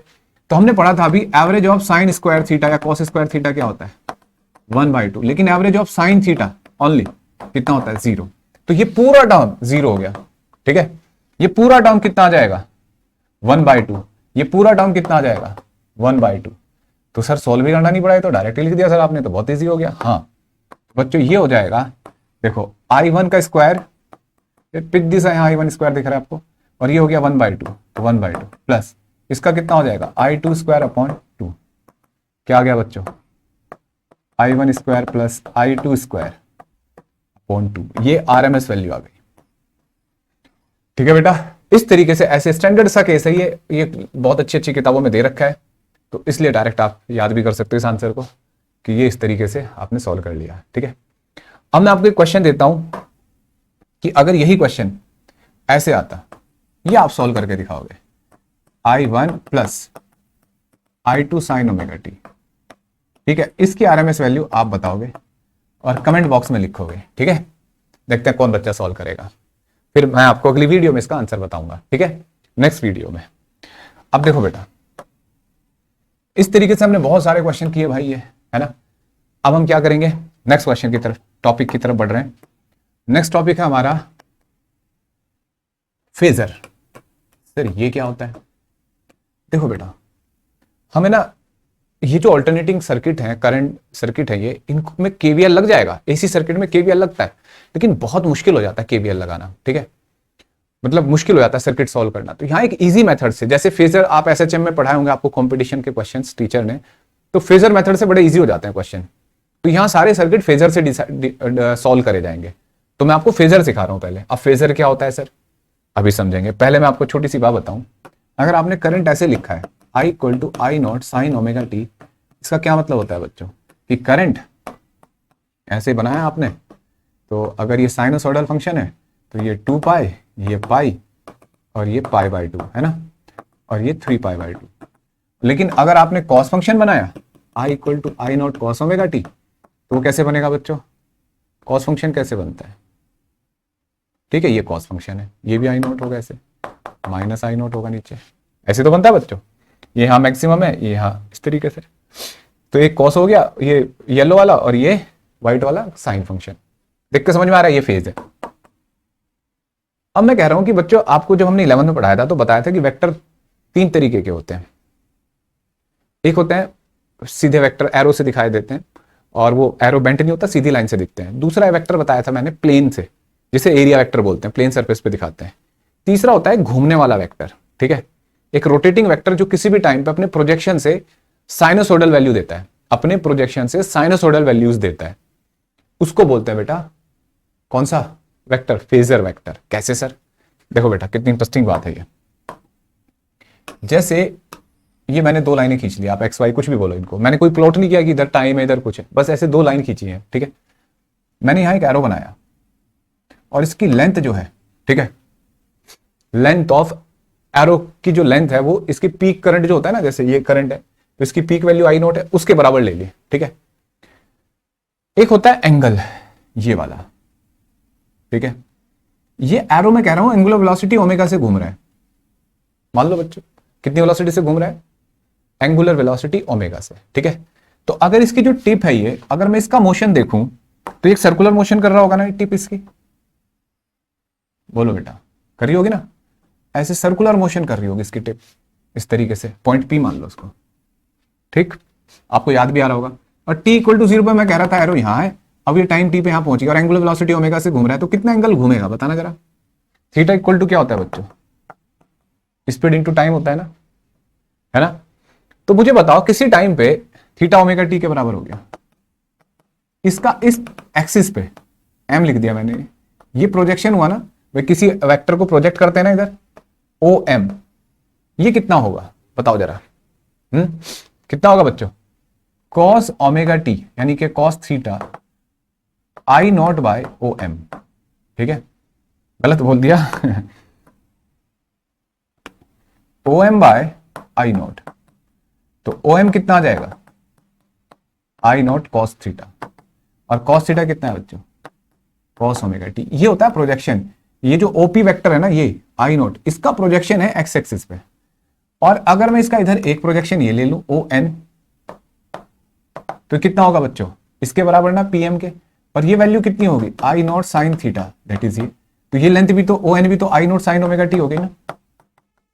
ओमेगा टी को क्या लिखेंगे बच्चों, थीटा को मतलब ओमेगा टी, है ना। तो देखना इस घूमते हुए एरो के जो प्रोजेक्शन है वो किसी टाइम पे एक्स एक्सिस और वाई एक्सिस पे साइनोसोडल वैल्यूज दिखा रहे हैं। और साइनोसोडल वैल्यूज क्या होती है, ऑल्टरनेटिंग करंट या ईएमएफ भी हो सकता है अगर मैं यहां ईएमएफ लिख दूं। तो ये जो एरो है ना दैट इज कॉल्ड फेजर। क्या बोलते हैं बच्चों इसको, फेजर। और किस, ये घूमता हुआ एरो होता है जिसकी लेंथ किसके बराबर होती है, length of arrow equal to peak value, ठीक है। और जो रोटेटिंग एंगल होता है, रोटेटिंग एंगल इस एरो का वो क्या होता है, फेज। फेज बताता है ना, देखो ये फेज होता है ना। और बच्चों और प्रोजेक्शन क्या बताते हैं, projection of arrow AC values, है ना। ऑल्टरनेटिंग करंट वैल्यूज या ऑल्टरनेटिंग ईएमएफ, देखो ये दिख रहे हैं, साफ साफ दिख रहे हैं कैमरा में, हाँ दिख रहे हैं, ठीक है। तो ये जो है ये साइनोसोडल वैल्यूज हुई करंट की और ईएमएफ की। क्लियर है बच्चों। तो देखो ध्यान से सुनना बातों को। अगर अब हम कहें कि यार फिर फेजर होता क्या है, फिर इसकी डेफिनेशन क्या लिखनी है अगर पेपर में आ जाए, एग्जाम में आ जाए, तो बताओ तुम्हें क्या होगा। It is a rotating vector which represent the sinusoidal values of alternating current and EMF, which represent the sinusoidal values of alternating current and EMF। ठीक है, ये क्या कहलाता है बच्चों, रोटेटिंग वेक्टर। ठीक है, समझ में आई इतनी बात, क्लियर है। अब देखो बेटा, अब आप नोट करिए इसको जरा, ठीक है। अब इससे क्या फायदा होगा, अच्छा अगर मान लो ये एरो बनाया आपने, ठीक है, अगर कोई कहता है सर ईएमएफ है हमारे पास, उसको भी शो करो, तो जरूरी नहीं होता बच्चों करंट और voltage same EMF same phase में हो, करंट और ईएमएफ। तो मान लो ये sine omega T plus phi है, ठीक है। तो देखो हमने क्या पढ़ा, length of arrow peak value. तो अगर मैं इसका भी एरो बनाऊं तो ऐसे बनेगा, और उसकी लेंथ कितनी होगी ई नॉट, ठीक है, ओमेगा टी प्लस फाइव। अब इसका जो एंगल होगा बच्चों, ओमेगा टी तो इतना है, ये साथ में फाइव भी, तो फाइव ये हो जाएगा, तो ये एक और बन गया, ठीक है, ये फेजर भी बन गया ओमेगा टी प्लस फाइव। ठीक है बेटा, ऐसे लिखा जा सकता है। तो E equal to E not sine omega T plus five. Sorry, clear है, बोलो बेटा। यानी कि अब अभी भी दिमाग में तुम्हारे क्वेश्चन चल रहा है सर इससे फायदा क्या होता है, तो कोई अभी तुम ज्यादा दिमाग मत लड़ाओ, अभी हम पता करेंगे इससे फायदा क्या होता है। तो जैसे मैंने ये लिखा, ठीक है, और ये लिख दिया E equal to E not cos omega T plus five, ठीक है, आपसे 11th में भी बनवाए थे ये सब। तो ये हो गया आई नॉट, कौन सा फेजर हुआ, करंट का, ओमेगा टी, और ईएमएफ कितना हो गया ई नॉट, ये प्लस फाइव। देखना इसका एंगल टोटल ईएमएफ का कितना हुआ, ये साइन, सॉरी साइन लिखा है, ओमेगा टी प्लस फाइव। अगर ओमेगा टी माइनस फाइव होता तो पीछे बना देते ऐसे। एरो छोटे बड़े हो सकते हैं, हो सकता है करंट का मैग्नीट्यूड ज्यादा हो तो करंट का ज्यादा हो जाएगा एरो, इसका अलग हो जाएगा। यहाँ एंगल इनके बीच का बहुत इंपॉर्टेंस रखता है, तो इसको फेजर बोलते हैं। इससे क्या फायदा होगा, है ना। अब देखो एक बार फिर समझते हैं इसको। अब ये कैसे इंस्टेंटेनियस वैल्यूज दिखाएगा, देखो मैंने एक बार अभी दोबारा बताता हूं आपको। जैसे ये ओमेगा टी है, ठीक है, और आप फॉर एग्जांपल करंट की वैल्यू लिख रहे हो I equal to I not sine omega T, ठीक है बच्चों, ऐसे। ये क्या है आई नॉट, और ये क्या है बच्चों माइनस आई नॉट। क्लियर है। तो देखो जैसे मैंने यहां एरो बनाया, और मैं कह रहा हूं कि ये एरो शुरुआत में यहां था, ठीक है, आई नॉट, और ये ऐसे घूमेगा एंगुलर वेलोसिटी ओमेगा से। तो टी इक्वल टू जीरो पे यहां है ये। मैं आपसे पूछूं टी इक्वल टू जीरो पे इस एक्सिस का वाई एक्सिस पे प्रोजेक्शन कितना होगा इस करंट का, तो आप क्या कहोगे, सर है ही नहीं, अभी तो एक्स पे ही है पूरा। लेकिन जैसे घूमते घूमते यहां पहुंच गया ये, ठीक है, तो वाई एक्सिस पे इसका प्रोजेक्शन कितना होगा, तो आप क्या कहोगे, sir I not sine omega T, ये लेंथ होगी ना आई नॉट साइन ओमेगा टी, तो यही है ना। और फिर ये प्रोजेक्शन बढ़ता जा रहा है, एरो यहां पहुंचा तो ये बढ़ा, यहां पहुंचा तो ये बढ़ा, यहां पहुंचा तो ये बढ़ा, और यहां जाके कितना हो जाएगा आई नॉट। ठीक है, समझ रहे हो बच्चों, I not length of arrow. Clear है। तो ये कितना हो गया बच्चों, यहां से pi by two, pi 3 pi by 2, 2 pi, ठीक। तो ये ऐसे बढ़ता जाएगा। अब देखते हैं, देखो यहां पे भी आप पाई बाय 2 तक पीक करंट लिया, यहां पे भी। अब ये आगे बढ़ा, एरो 90 से बड़ा एंगल हो गया ना, और बड़ा एंगल हो गया, और बड़ा एंगल हो गया। तो ये जो प्रोजेक्शन है ये नीचे आना शुरू हो जाएगा ना, ऐसे जो भी ये पॉइंट था टिप वाला, ये नीचे की तरफ आ रहा है ना प्रोजेक्शन, और कम हो जाएगा, और कम हो जाएगा, और ये यहां पहुंच गया तो प्रोजेक्शन 0 हो जाएगा, और यहां पहुंच गया तो प्रोजेक्शन 0 कहां होगा, देखना करंट यहां 0 हो गया ना आगे 180 डिग्री पे, और ये एरो घूमा, इसका भी प्रोजेक्शन आगे 0। यानी कि जो पॉइंट इसका प्रोजेक्शन था वो पहले तो ऊपर गया 90 तक बढ़ा जब एंगल, और फिर वापस आ गया। अब ये इधर तो प्रोजेक्शन यहां आ गया, अब ये तो यहां, ये तो यहां, ये यहां, तो इसका मतलब फिर प्रोजेक्शन बढ़ा है ना, और कहां तक, नेगेटिव में, माइनस आई नॉट तक, यहां तक। फिर उसके बाद ये घटना शुरू हुआ, फिर ये ऐसे, फिर ये ऐसे, फिर ये ऐसे, फिर ये ऐसे, फिर ऐसे, ठीक है। फिर ये घटना शुरू हो गया। तो पहले प्रोजेक्शन बढ़ा, फिर घटा, फिर वापस। क्लियर है बच्चों? तो देखना इसके प्रोजेक्शन से किसी भी टाइम आप करंट चेक कर सकते हो। ये पूरा 2 पाई तक घूमा, 2 पाई पे जाके करंट 0 हो गया ना वापस, तो देखो 2 पाई पे करंट 0 हो गया, ठीक है। और यहां इसका प्रोजेक्शन 0 हो गया, पहले ऐसे बढ़ा था, फिर ऐसे, फिर वापस। तो ये इंटरेस्टिंग फैक्ट है जिसका हम यूज करेंगे सर्किट सॉल्व करने में। अगली क्लास में शुरू होगा, ठीक है, सर्किट कैसे सॉल्व करते हैं इससे। अभी तो देख के लग रहा है हाँ सर ये बात तो समझ में आ गई, अब इससे सॉल्व कैसे होंगे वो बाद की बात है। अब देखो बेटा, इसके बाद जो नेक्स्ट पॉइंट है वो है एवरेज पावर। भाई अगर किसी सर्किट में करंट भी है और वोल्टेज भी है तो पावर भी तो होनी चाहिए, ठीक है। तो देखो पावर कैसे लिखेंगे, तो जैसे फॉर एग्जांपल कोई सर्किट है I equal to I not sine omega T, ठीक है। ऐसी वोल्टेज को मैं E से भी लिख देता हूं और V से भी लिख लेता हूं, आपकी मर्जी क्या लिखना है। तो जैसे मैंने लिखा V equal to V not sine omega T plus five, ठीक है, ऐसे लिख सकते हैं बच्चों, ठीक है। EMF से लिखोगे तो ज्यादा अच्छा लगता है यार, ऑल्टरनेटिंग EMF, ऐसे लिख दिया, ठीक है। ये कैपिटल E नहीं है, ये थोड़ा सा ऐसे होता है, ठीक है। जो बच्चे आज पहली बार देख रहे होंगे इस वीडियो को वो तो सिंपल नहीं समझ पाएंगे, पुराने वालों को तो समझ में आ रहा होगा। अब देखो बेटा पावर का फॉर्मूला क्या होता है,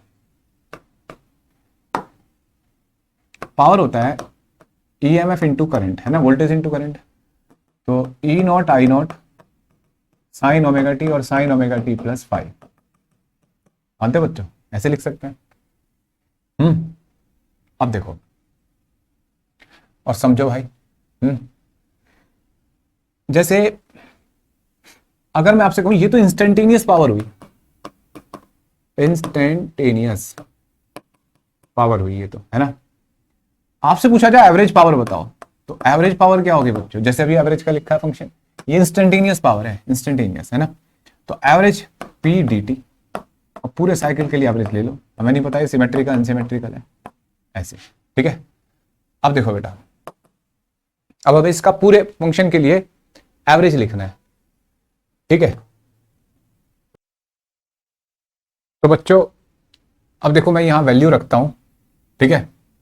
तो जैसे 0 से t E not I not, अच्छा ये साइन है साइन भी है, अगर मैं यहां 2 मल्टीप्लाई कर दूं तो 2 साइन ओमेगा टी प्लस 5, थोड़ा सा मैथमेटिकल टर्म हो गया ये, डी टी, है ना, अपॉन 0 से t डी टी। देखो बेटा ये हो जाएगा 1/2, है ना, E नॉट आई नॉट, ये बाहर आ गया, और 2 साइन ए, अच्छा मैं यहाँ एक फॉर्मूला लिख देता हूँ, 2 साइन ए साइन बी, चेक करो सही है गलत है, cos A minus B minus cos A plus B, ऐसा कुछ ये फॉर्मूला है। अब इसका यूज करते हैं यहाँ, ठीक है। देखो ई नॉट आई नॉट बाहर आ गया, 2 साइन ए साइन बी, तो कॉस ए माइनस बी, ठीक है, तो ओमेगा टी माइनस ये, तो कॉस 5 बचेगा। वैसे तो कॉस -5 बचेगा, लेकिन कॉस माइनस प्लस से फर्क नहीं पड़ता, कॉस के अंदर क्या है माइनस कॉस, जब इसको इसमें से घटा जोड़ोगे तो 2 omega T plus 5 D t, ठीक है, इंटीग्रेशन अपॉन डी टी, पूरे साइकिल का इंटीग्रेशन है। लिमिट यहां लिख देता हूं मैं, बड़ी लेंथी सी कैलकुलेशन है सर ये तो है। अब देखो बेटा cos 5 डी टी, है ना, अपॉन डी टी, मैं दोनों तरफ इंटीग्रेशन अलग अलग लिख रहा हूं, minus cos 2 omega T plus 5 dt dt, ठीक है। अब देखो ऐसे लिखा, जैसे E not I not by two. अब ध्यान से देखना, ये कॉस फाई ना कांस्टेंट वैल्यू है तो बाहर आ जाएगी, ठीक है। और ये dt का इंटीग्रेशन और नीचे भी dt का इंटीग्रेशन, और सेम लिमिट है 0 से t, 0 से t, है ना। फिर यहां देखो, ये ध्यान से देखो, ये कॉस फंक्शन का एवरेज है बच्चों। तो एवरेज ऑफ कॉस फंक्शन क्या होता है 0, ये पूरा 0, ठीक है। ये कॉस फाई है, कांस्टेंट है, तो अब ये मत सोचना कॉस का इंटीग्रेशन है, ये कॉस फाई तो कांस्टेंट हुआ, इंटीग्रेशन ये अगर यहां ओमेगा टी लिखा हो तब ये इंटीग्रेशन होता है ना, तो अभी तो बाहर आएगा। अब देखो ये हट जाएगा, टी आएगा, ये टी कट जाएगा बाद में, तो इसका मतलब ये बचा average power equal to E not I not by two cos phi, है ना। समझ आ रहा है बच्चों, E not I not by two cos phi. अब और मजेदार बात देखो, मैं इसको यहां लेके जाता हूं। देखो बेटा, जैसे एवरेज पावर होती है तो E not by root two I not by root two cos phi, ऐसे लिख दिया। रूट टू मतलब ऐसे 2 को एडजस्ट करके, ये क्या हो जाएगा बच्चों, E R M S I R M S cos phi, ठीक है। ये एवरेज पावर आ गई, ठीक है। अब मैं आपसे कहूं कि यार ई आर एम एस और आई आर एम एस में रिलेशन बताओ, तो आप कहोगे सर ये ई आर एम एस है, ये आई आर एम एस है और ये फाई, ठीक है। ऐसे भाई फाई होता है फेज डिफरेंस, तो अगर मैं अभी बताया था ना जैसे फॉर्मूला लिखा था, तो मैंने इसको ऐसे आरएमएस का एरो बना लिया और ई आरएमएस का और इनके बीच का एंगल बनाया, ठीक है। अब बताओ अगर फाई है ना, यानी कि आज तक हम ये पढ़ के आए थे सर्किट में, करंट और वोल्टेज हो तो पावर होती ही होती है ना। वोल्टेज है तो कंप्लीट सर्किट है तो करंट होगा ही होगा, तो पावर होगी। आज पता लग रहा है बेटा ऐसा नहीं है, आज ये एंगल भी डिसाइड करेगा, है ना। कैसे, अगर फाई 0 हो जाए तो एवरेज पावर हो जाएगी E R M S I R M S, ठीक है। अच्छा, फर्स्ट केस, अगर फाई पाई बाई 2 हो जाए तो एवरेज पावर क्या हो जाएगा बच्चों, कॉस 90 0 0। थर्ड, यानी कि देखो स्पेशल बात पता लगी कि अगर ई आर एम एस और आई आर एम एस के बीच में फेज डिफरेंस 90 डिग्री हो जाए तो पावर 0, कोई लॉस ही नहीं होगा। तो ऐसे सर्किट भी है बच्चों, कैपेसिटर, इंडक्टर, ऐसे सर्किट होते हैं कि जिनमें करंट और वोल्टेज 90 डिग्री के फेज में होते हैं। करंट ज्यादा तो वोल्टेज 0 और वोल्टेज मैक्सिमम तो करंट 0, ऐसी सिचुएशन होती है, तो वहां एवरेज पावर 0 आएगी। अच्छा, फाई इक्वल टू अगर पाई हो जाए तो बच्चों cos pi -1, average power negative भी हो सकती है। मजेदार बात है। अब आज एक और बात समझाने जा रहा हूं मैं लास्ट में इस वीडियो के। आप इसे ईएमएफ बोलते हो, इलेक्ट्रोमोटिव फोर्स, जबकि ये वोल्टेज होता है ना वोल्टेज, तो फोर्स क्यों बोलते हैं? वोल्टेज तो work done per unit charge होता है, इसको फोर्स क्यों बोला जाता है? इस वजह से अब जो मैं समझाने जा रहा हूं, देखो मैकेनिक्स में जाओ बच्चों, वहां पावर क्या पढ़ाई जाती है कि बेटा ये फोर्स है और ये वेलोसिटी है और ये एंगल फाई है, तो एवरेज पावर होगी, या पावर लिखते थे हम, क्या लिखते थे बेटा, force into velocity into cos phi, है ना। देखो जिस तरीके से मैकेनिक्स में ऑब्जेक्ट को एक्सेलेरेट करने के लिए फोर्स की जरूरत होती है, ऐसे ही करंट इलेक्ट्रिसिटी में चार्ज को एक्सेलेरेट करने के लिए इस वोल्टेज की जरूरत होती है। तो ये फोर्स का काम कर रहा है ना यहाँ मैकेनिक्स में फोर्स, तो यहाँ कौन सा फोर्स, इलेक्ट्रोमोटिव फोर्स। जब चार्ज चलता है तो चेक किया जाता है ना किस रेट से चल रहा है, तो जब पार्टिकल चलता है तो किस रेट से चल रहा है वो भी चेक किया जाता है। पार्टिकल के चलने के रेट को वेलोसिटी बोलते हैं, चार्ज के चलने के रेट को क्या बोलते हैं, करंट। तो देखो कितनी प्यारी रिलेशन आई है ये, ठीक है। तो बिल्कुल वही बात यहाँ आ जाती है, इसलिए इसको इलेक्ट्रोमोटिव फोर्स बोलते हैं, फोर्स, जबकि ये वर्क है अपने आप का, है ना। तो मैकेनिक्स से इसका सिंबल बनाते हैं। तो बिल्कुल ऐसे ही जैसे यहाँ तो और भी चीजें पता लगी आपको कि रेजिस्टेंस अपोज करता है ना चार्ज के चलने का, ऐसी मास इनर्शिया होती है चार्ज ऑब्जेक्ट के चलने की, तो मास को रेजिस्टेंस से मतलब हम आपसे कंपेयर कर सकते हैं। जैसे मैकेनिक्स में मास होता है, इनर्शिया होती है, ऐसे ही करंट इलेक्ट्रिसिटी में क्या होता है, रेजिस्टेंस, ठीक है।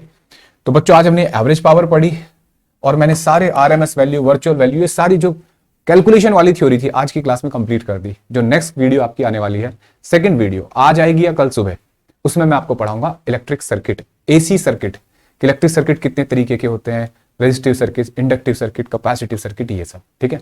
और बच्चों आपको लास्ट में एक इन्फॉर्मेशन दूं कि हम टर्म 2 का एक ऑनलाइन बैच शुरू कर रहे हैं क्लास 12th का, तो अगर आप इंटरेस्टेड है तो आप उसे ज्वाइन कर सकते हैं, ठीक है। टर्म 2 को फोकस करेंगे और उसी के अकॉर्डिंग पढ़ाएंगे। Wish you all the best, next video में मिलते हैं।